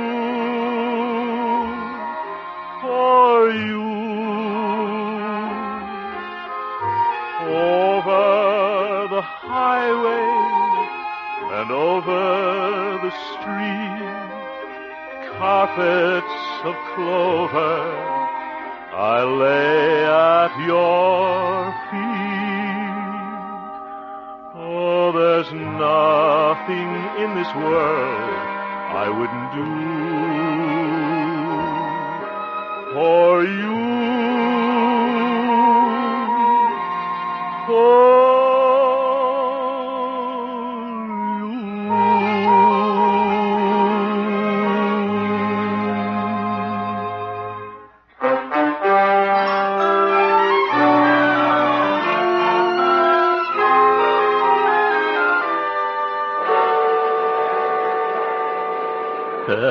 I wonder if Florabelle will come. Getting tired of waiting around this bus station. That darn bus from Charlieville is late again. Never been on time since that bus driver started running an egg route on the side. Harold, there you are. Theodora, what are you doing here? I've been looking all over town for you. Oh? Harold, I heard you sing that special song on your program this morning. You did? It was so sweet of you to sing that just for me. Huh? You see... And Harold, I was just teasing you about Charlie Cathcart. Did I make my little teddy bear jealous? Jealous? No. Harold. Yeah? When you came to see me this morning, I had a feeling that you were going to propose. Well, I did think we might get engaged. Oh, isn't that wonderful? Why don't you ask me now? Well... I accept. Harold, we're engaged.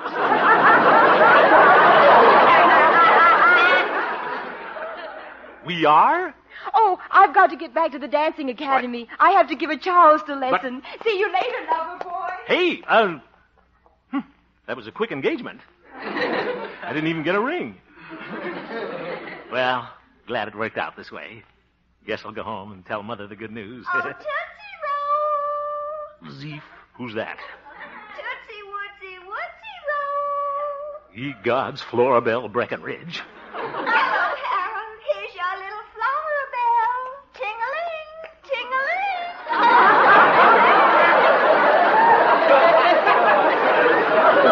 Sounds like her phone is out of order. Florabelle, fancy meeting you here. Oh, Harold, isn't this the most romantic thing you ever heard of?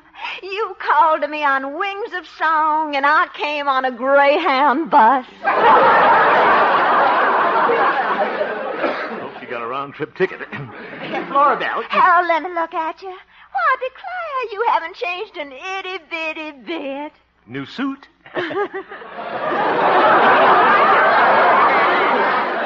Well, thank you. But, Florabelle, Oh, remember that night on the hayride? We snuggled together, and you held me closer and closer. Will you ever forget it? I sure won't. I cracked my mandolin. Florabelle, there's something I've just got to tell you. And I just don't know how to say it. I know what my bashful sugar plum is trying to say.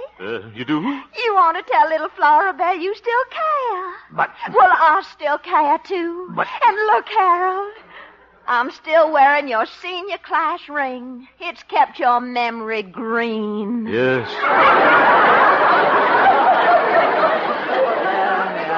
Sure has. Did you want your ring back? Oh, no. You keep it right there on your little green finger. No, Papa, that means I'm engaged. You're engaged, too. Two? You said it. And just think, this wouldn't have happened if I hadn't heard you sing on the radio. I knew I should have gone into television.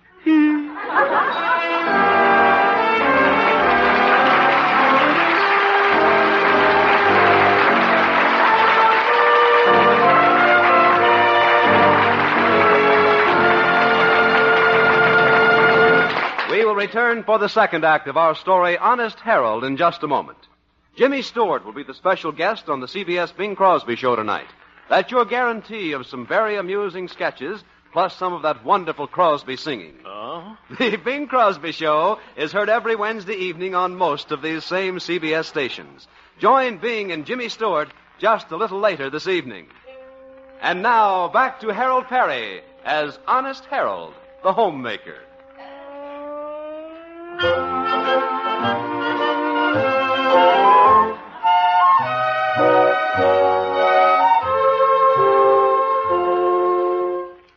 Well, when a man becomes engaged to a woman, that's serious.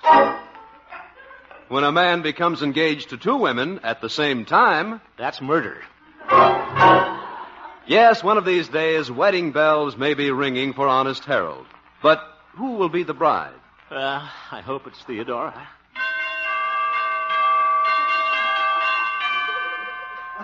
But what am I going to do about Florabelle? Oh, quiet. Well, it's afternoon now, and we find Honest Harold at home in his living room, talking over this weighty problem with his mother. Woe is me. My son, you do have a problem engaged to two women. Yeah, I wonder how the Court of Human Relations would handle this. Where is Florabelle now, Harold? Florabelle is waiting for me right now down at the malt shop. Gosh, Mother, I don't want to be engaged to Florabelle. What am I going to tell her? Well, son, the only fair thing to do is go down and tell her that you made a mistake. That's not going to be easy. Florabelle's always had an awful temper. She's liable to turn on me like a wounded puma. Well, Harold, it'll take courage, but we Hemps have always had that. Oh? Just look at that picture on the wall. Your grandfather, Clemtrap Hemp. Yeah. There was a brave man. You can just see courage sticking out all over his face. Oh? Well, that was his beard. One day out west, Clemtrap was walking through the woods all alone. Suddenly he ran into a bear. The bear growled at him. Oop. But did your grandfather run away? No. He just growled right back. Then the bear grabbed your grandfather and they began to wrestle. First the bear was on top, then your grandfather was on top, then the bear was on top. Mother, who won the first fall? Well, when it was all over, your grandmother had a new bearskin coat. Yes, Clemtrap had real courage, Harold. Mother, you're right. If Grandfather can do it, I can do it. Of course you can. Just take another look at that picture. All right. Brother, what a beard. Mother, are you sure that isn't the bear?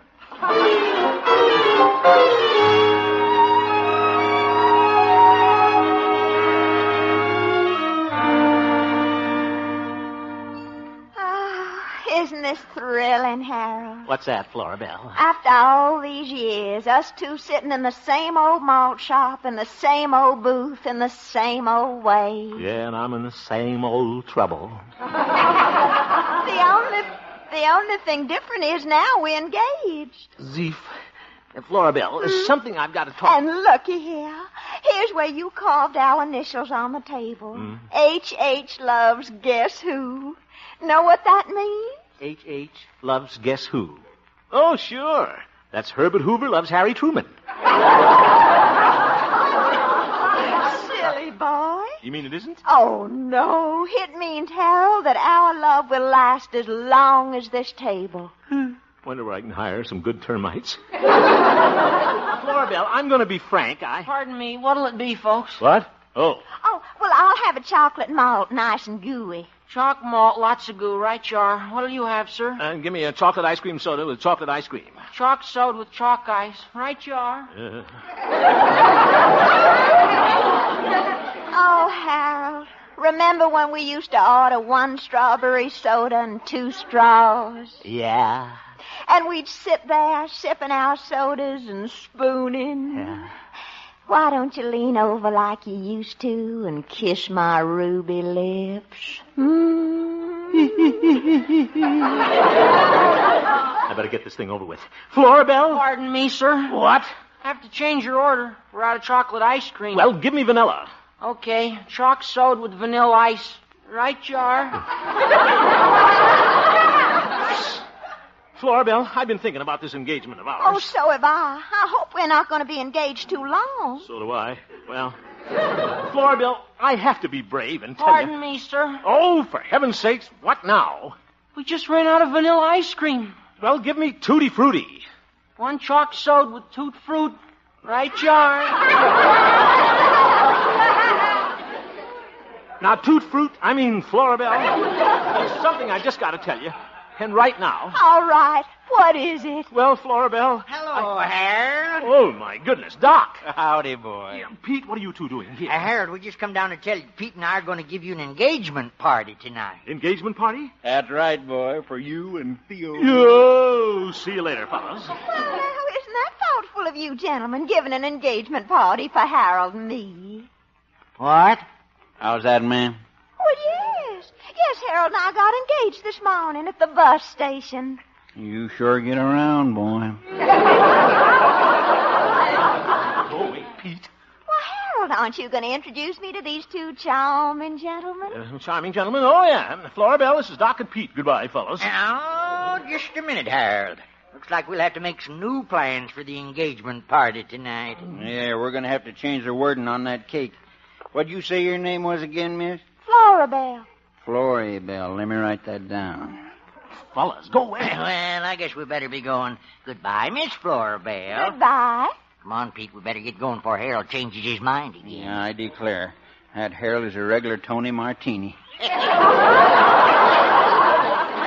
Tonight. Well, so that's what you were trying to tell me, you sweet little old Tootsie Roll. We're having an engagement party tonight. But, Floribel, you've just got to listen. Pardon me, sir. What is it now? Here you are. 1 chalk malt, lots of goo, and 1 toot fruit.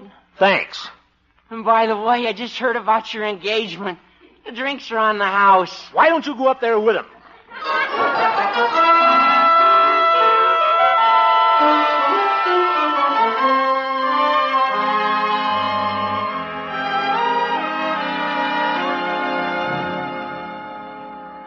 Honest, Harold, you were just a coward. Just sat in that malt shop all afternoon and didn't tell Floribel. All you did was have 4 Tutti Frutti delights. Rum flavored. Well, I'll tell her tomorrow. I can just keep Theodora from finding out about that engagement party tonight. Well, I'll think of something. Hello, Harold. Oh, hello, Theodora. Where's my little honeybee been all day? Honeybee? Oh, I've just been buzzing around. Harold. Yeah? This is our first day of being engaged. What are we going to do to celebrate tonight? Theodora, maybe we better wait and celebrate some other time. What? Well, what are you going to do tonight? Well, I'm going to be engaged. I mean, busy. Now, Harold, you're keeping something from me. I wonder what I'd see if I could look inside you. 4 Tutti Frutti delights. Oh, Theodora. Hello, Harold. Theodora. Howdy, folks. Hello, boy. You two again? Now, Harold, we just wanted to know what time you wanted to have the party tonight. Boys, not now. Party? Yeah, Doc and I are giving Harold an engagement party tonight. I'm sunk. Why, Harold, that's why you were acting so funny. You were going to give me a surprise party to celebrate our engagement. How's that again, ma'am? Did you say you and Harold are engaged? Why, of course. Well, ain't that a doozy? Guess we have to change the frosting again. But I thought Fellas, you was I'll engaged. talk to you later. I'm very busy. Boy, you sure are. You must have a bicycle, Harold. Harold, before we fix the cake again, you going to make any more stops today? Are we going to have a cake tonight? Yeah, if we don't wear it out before we eat it. Fellas, scram. Goodbye. Well, we'll see you tonight. And Harold, don't get no more ideas, boy. I swear we're almost out of ice. Cute fellas. Oh, just think, Harold. Your little Theodora's going to have her name on your engagement cake. Hope there's enough room.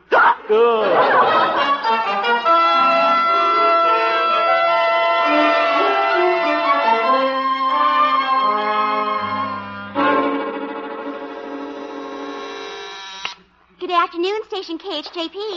Hello, Gloria. Oh, hello, Harold. Congratulations on your engagement. Which one? What? Are you engaged to two girls? I know this sounds ridiculous, Gloria, but yes. I know one thing, Harold. What's that? You're in trouble. No kidding.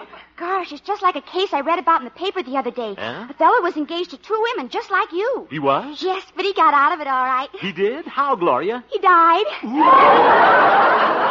The two women both shot him. Zeef. One with a 32 and one with a 45. That makes 77 altogether. Yes, Gloria. And they shot him at an engagement party. Zoof. Right between the demi-tasse and the hors d'oeuvres. See you later, Gloria. I'll send you my forwarding address. Harold, where are you going? I got to see a man about a Greyhound. Bus, that is.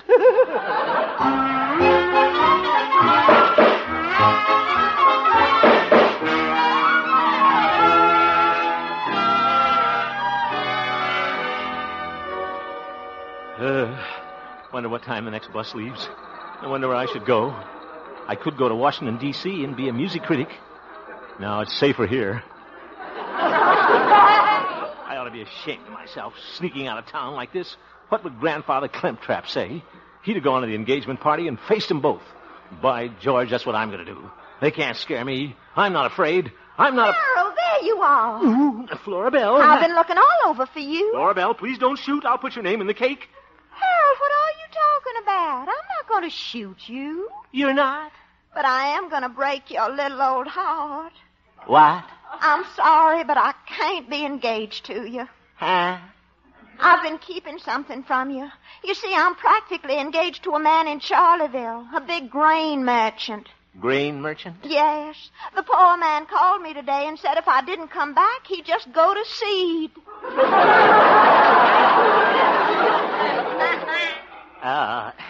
Florabelle, do you mean that you were engaged to two people at the same time? Yes. Can you ever forgive me? Well, sure. What the heck? Of course, if you want to hold me to my promise. Oh, no. That is, I'll give you up. Oh, that's big of you. Yeah, that's me all over. Oh, well, there's my bus for Charleville. Goodbye, Tootsie Roll, ting-a-ling. Goodbye, ding-dong. Well, Harold, you're a lucky fellow.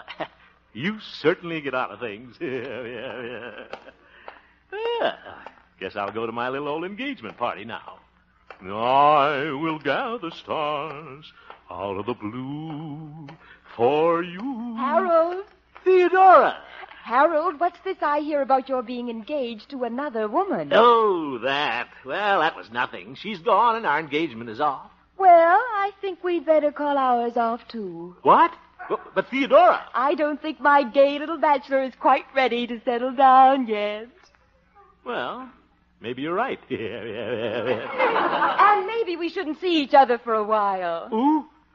For how long? Well, say until tomorrow night. Tomorrow night? Yeah, let's a date. Yeah. See you then. Goodbye. Yeah. Toodaloo. Hello, Harold. Yeah, howdy, boy. Well, hello, fellas. Just checking up for the last time, Harold. Yeah. Are you sure now what you want us to write down on that cake? Boys, I'm a bachelor again. Boys, I'm a bachelor again. Let me write that. What? How about celebrating, fellas? Come on. I'll buy you both a double Tutti Frutti delight. Ooh.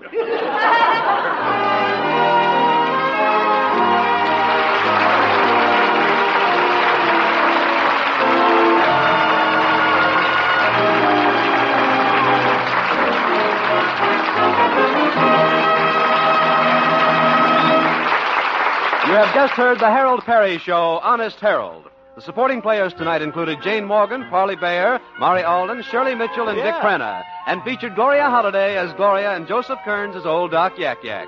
Norman McDonald directed, and the music was composed and conducted by Jack Meakin. Honest Harold, created by Harold Perry, was written by Gene Stone, Jack Robinson, and Dick Powell. Tomorrow night on CBS, the famed star of the Metropolitan Opera, of South Pacific, and now of the movies, Ezio Pinza, is your star on Suspense, radio's outstanding theater of thrills. Oh? Mr. Pinza will be heard in a new dwell drama, Aria from Murder. Another fine attraction on CBS tomorrow evening will be Bruce Cabot as the Hallmark Playhouse star in The Golden Herd. CBS invites you to hear Ezio Pinza on Suspense and Bruce Cabot on the Playhouse tomorrow evening on most of these same stations. Stay tuned now for the Bing Crosby Show, which follows immediately on most of these same CBS stations. Bob Lamont speaking. This is CBS, where Edward R. Murrow and Hear It Now come to you on Friday evenings, the Columbia Broadcasting System.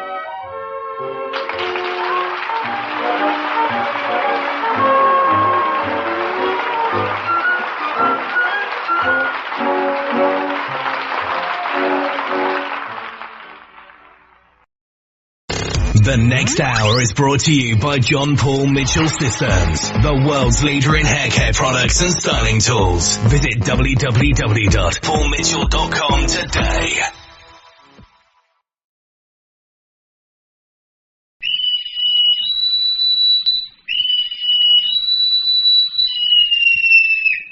Now hear it. Now hear it.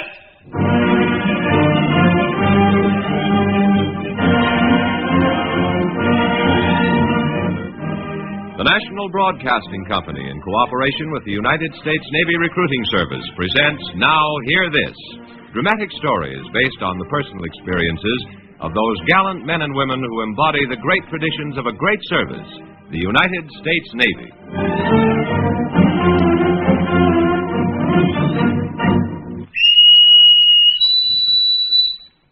Now hear this. Stand by to lower all boats. Stand by to lower all boats.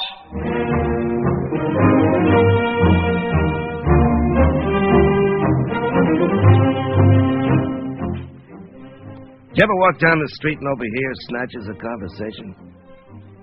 A woman passes by and says to a friend, Grace just happened to be in the same restaurant and saw John with his secretary, so naturally she walked over and said, Now listen, you. And then the signal changes. Or you stop to light a cigarette and hear a guy say, You think I'm going to let him push me around? You think just because he's the boss I didn't say? Then they walk into a bar. Well, last week I was getting a shine and a couple of guys were just paying off the boy. As they drifted off, one of them said, You see, it was on June 6th that we hit Normandy, and 3 weeks later we took Cherbourg, and after that... Then they walked off. Well, mister, let me tell you something. It wasn't that easy. I know a lot of guys who still wake up with the shakes, remembering that dark and dreary night on the southeastern coast of England. I know a lot of guys who can't look at attack transports without tightening up in the middle. Yep, I'm one of those guys.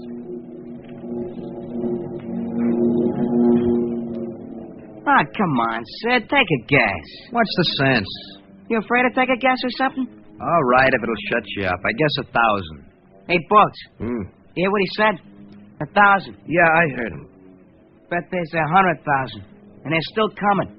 Mike, have you got any idea how black the sky would be if 100,000 planes were going across? Must be 100,000. Not all at once, of course. Look, haven't you two got anything better to do than stand around and play guessing games? We put in for a Liberty, but it was turned down. You think it's another false alarm, Boats? Maybe we won't sail. Now, how should I know? What a lousy night. The soldiers down there are as jumpy as cats. Do you blame them? No, I don't blame them. I wouldn't want to be hitting that beach.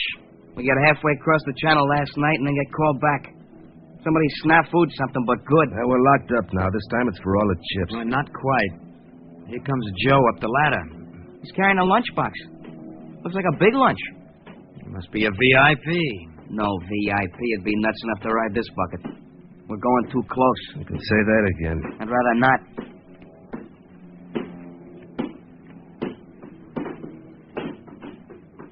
Hi, sailors. Hi. You recognize the uniform, Mike? I thought they only wore trench coats in a movie. All right, stow it, you two. Looks like I just made it. You mean you had a choice? I'm with NBC. They on our side? Come to think of it, he does look a little like a spy. Spies are dames. On second thought, maybe we could trade him in on a dame. They're giving you the needle, mister. I know. But believe me, Boats, I've gotten it from some of the best. These two Rover boys have a lot to learn. My name's Scott. I'm George Hicks, National Broadcasting Company. You mean we're going to be on the radio? A quiz program. Maybe I'll win myself the jackpot. For the first question, now, no coaching, please. Who is buried in Grant's tomb? Well, That's kind of tough for the first question. Take a guess. Yeah. Grant? Friend, you are a lucky man. For that deep thinking, you get the Grand Canyon, 20-year supply of perfume, a date with Betty Grable. Oh, wait. Stop right there. Where do I meet her? All right, knock it off. Oh, please, Boats. We can't deprive this man of his chance at the jackpot. Now, friend, what did you say your name was? Sid Klein. Correct. And for that, you received the state of Nebraska, the Gulf of Mexico, and a free trip to the beautiful beach in Normandy. I don't think that was very funny. How soon do you think it'll be before we shove off, Boats? Well, take a look over the side, mister. That's England, 20 feet off the stern. She's moving farther away every minute. Seems a long way away. Yeah. The GIs are awfully quiet. Well, there isn't much to talk about. They know where they're going. Hey, Hicks, on the level, how come you're going along? Yeah, he's got a point. Well, about 10 of us radio guys picked lots for this assignment. I get it. What? They drew straws. And he lost.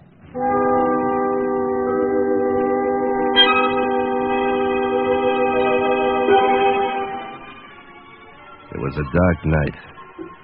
It was a windy night. It was a miserable night. The channel was kicking up. Everything that could float was on the move. The guys?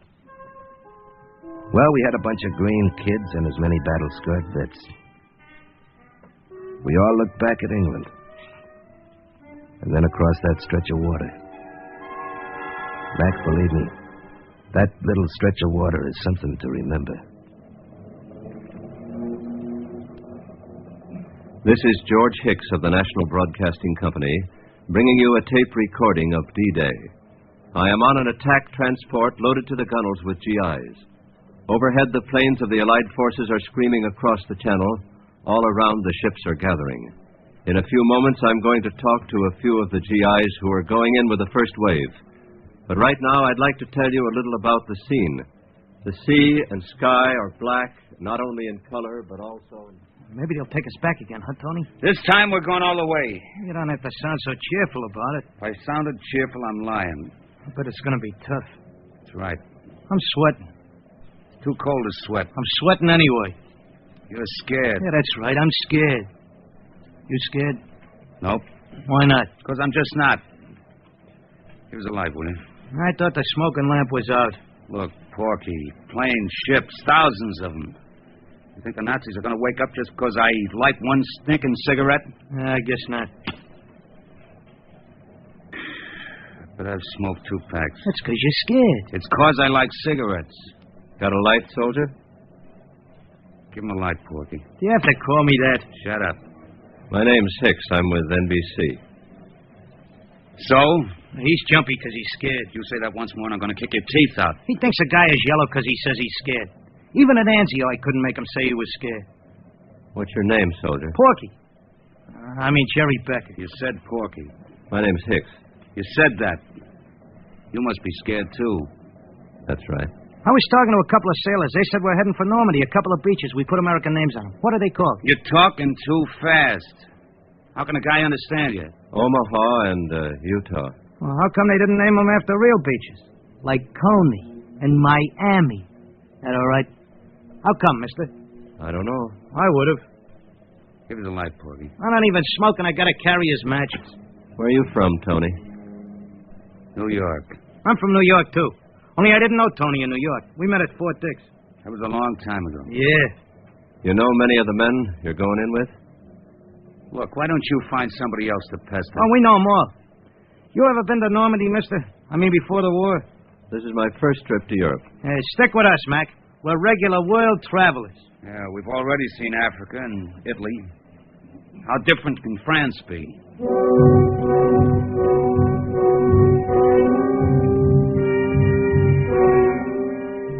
Well, that's a good question. But we had to do a little waiting before we got the answer. So some guys matched pennies. Some practiced talking French. Important expressions like, how about a date, babe? And some guys just closed their eyes and slept standing up, while other guys talked, just to have something to do. He's talking to himself. Look at that, Boats. The reporter's talking to himself. And we just started. Just concentrate on what you're doing. Ladies and gentlemen, this massing of ships is unbelievable. Roughly, there are about 2,500. To give you a slight idea, put them stem to stern, you could walk up the Hudson River from New York to Albany. Big, hulking cruisers and battleships come rushing out of the night and head toward the French coast. The rest of the convoy is struggling to maintain a uniform speed. The minesweepers and underwater demolition teams have gone in to clear the path. Well, this isn't the first time, Boats. Just don't let it be the last time. Don't you trust us or something? Just don't do any daydreaming. Fat chance. These landing craft are like surf boats with handles. Channel's cutting up. Those small boats are going to bounce. You think maybe the soldiers will get seasick? How should I know? One of them called me a taxi driver. I didn't get sore. But good for you. I don't feel like a taxi driver. This weather could foul things up, Boats. Yeah, it could. Hey, Hicks. How about putting me on the radio? My folks will get a bang out of hearing my voice. Don't listen to him, mister. Okay, Mike. Just talk in here. I can't think of anything to say. Well, just tell the people at home what you feel at this minute. Huh? History's being made, Mike. Tell us what you feel inside. Okay, now break it up. We'll be lowering the boats in about 5 minutes. That soon? Sorry, mister, we got work to do. Check everything. Understand everything. You think there's going to be any protection on that beach? Sure. Barbed wire. Thanks. And plenty of holes to duck into. Holes we don't even have to dig. You step down easy like, then put another foot down and boom. A hole. Boy, your sense of humor is great. Just great. I don't know why I even bother to talk to you. Stop asking stupid questions. You won't have any trouble. I won't have any trouble if I stop talking to you. Guy could get the jitters talking to you. You got the jitters? I already told you. Match me. Yeah, but you're smoking now. Why don't you give up cigarettes? Hey, here's where we get some real info. Hey, Boats. Yeah, what can I do for you, Corporal? What can he do for me? You hear that? What can he do for me? I'll tell you what you can do for me. You can drop me off at 42nd Street and Broadway. I'll speak to the Admiral. What, you mean you ain't an Admiral? Well, somehow they overlooked that little item. You sure are getting some real information. Everybody on our side seems to be a comic. Like I said, Tony, what did you find out? I like to give those Navy guys a needle. Yeah, but you were going to find out something, remember? What could he tell us? If you weren't such a wise guy, maybe we could have gotten a picture. Some kind of an idea what's really going on. You talk like a recruit. Those chiefs know a lot. More than sergeants, I'll bet. So how much do sergeants know? You got a point. Your cigarette's out. What do you think, I'm stupid? I know it's out. Here's a match. Thanks. Tony. What now? Boy, you're going to drive me nuts. Don't you feel it? The ship is slowing down. I feel it. We should have checked with that chief. But no, you had to start with a needle. But he thought you were a first-class jerk. Who cares? Hey, I wonder. What's on your mind now, Einstein? Hey, maybe they changed their minds again. Take a look at those sailors. Look like they changed their minds? Those P-boats look awful dinky. Same kind we hit Anzio in. Hey, here comes that reporter guy. He's from the radio. Same difference. He asks too many questions. Mind if I park myself here? Well, make yourself at home. We're busy, mister. I understand. Check me over again, will you, Porgy? Hey, you look like a man from Mars. Never mind the comedy. Check. You got everything. Rifle, ammo, grenades. You fellas get your mail yet? That your idea of a joke? As I was coming down the ladder, I saw the sergeant passing out mail. Hey, Tony, it's on a level. Hey, Sarge, anything for us? Catch. Thanks. Hey, here's 2 letters for you, Tony. There's one from Mom, one from Guido. Aren't you going to open them? I'll open them later. Well, I'll see you around. Yeah, sure. Hey, reporter. Yeah? I got mail, too. 5 letters. So? So, maybe I'll be riding back with you. Oh, I know you've blown your top. I never thought it could happen to me. I thought I'd figured all the angles. Come on, get to it. Greetings from the President of the United States. What? It's true, Tony. I've been drafted.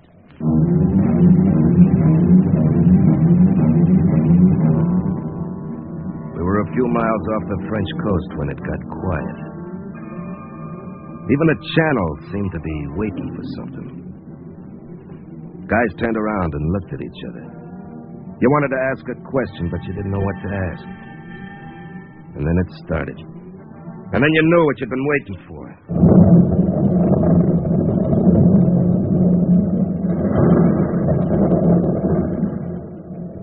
You could hear the big guns of the Navy start to rip the coast apart. Even from miles out, we could see the dull glow of the explosions. Everybody listened. It seemed to take the edge off the order we'd waited so many months to hear. Now, hear this. Lower all boats. Okay, we're all set. Lower away. Hey, easy on that. You want to dump us or something? He says or something once more, I'll kill him. I mean it. Lower away. Okay. Keep it moving. You gonna keep us hanging up here or something? Shut up. What's wrong with you? What do I do now? Nothing. Just pay attention to what you're doing. Now, Army personnel over the side. Get him in fast. Come on, G.I.s. Get down at the bark net. Faster, come on, faster. We haven't got all day. What, are you in a hurry, sailor? Yeah. You think they were giving away prizes or something? You say something once more and I'll kick all your teeth in. That's it. Give it to him, soldier. You stay out of this, wise guy. Looks like I'm riding in with you, Boats. Suit yourself. All aboard, boats. Let's move, mate. Right.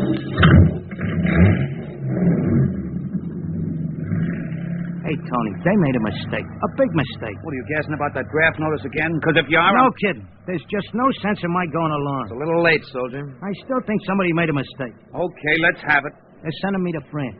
And you know something? No, Mr. Bones, I don't know something. I don't even speak French. I got news for you, Porky. Well, I thought it was funny. It ain't French you got to worry about.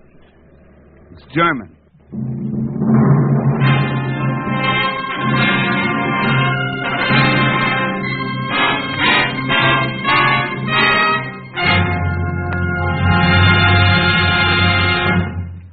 Most Americans know that the soldiers, sailors, Marines, and airmen who wear the uniform of the United States donate their own blood freely to help maintain an adequate blood bank. You see, they, more than anyone else, recognize how vital whole blood and plasma are to the maintenance of life when a man lies sick or wounded. They contribute because they recognize it to be a military necessity of which they themselves may one day be in need. Now, not all of us have the opportunity to serve in uniform, but each of us has the chance to become a blood buddy to an American serviceman. By donating our blood now, we can assure him that there will be an adequate supply to meet the conditions of any foreseeable emergency when he may be in need. At the present time, our supplies of blood plasma are gravely depleted, and each of us must take it upon himself to assure the fact that the blood bank for our armed forces is maintained at a safe level at all times. So do your part for the men who protect our freedom and the American way of life. Your Navy urges you to call your local Red Cross chapter today and ask where and when you may make your donation of blood to the armed forces of the United States.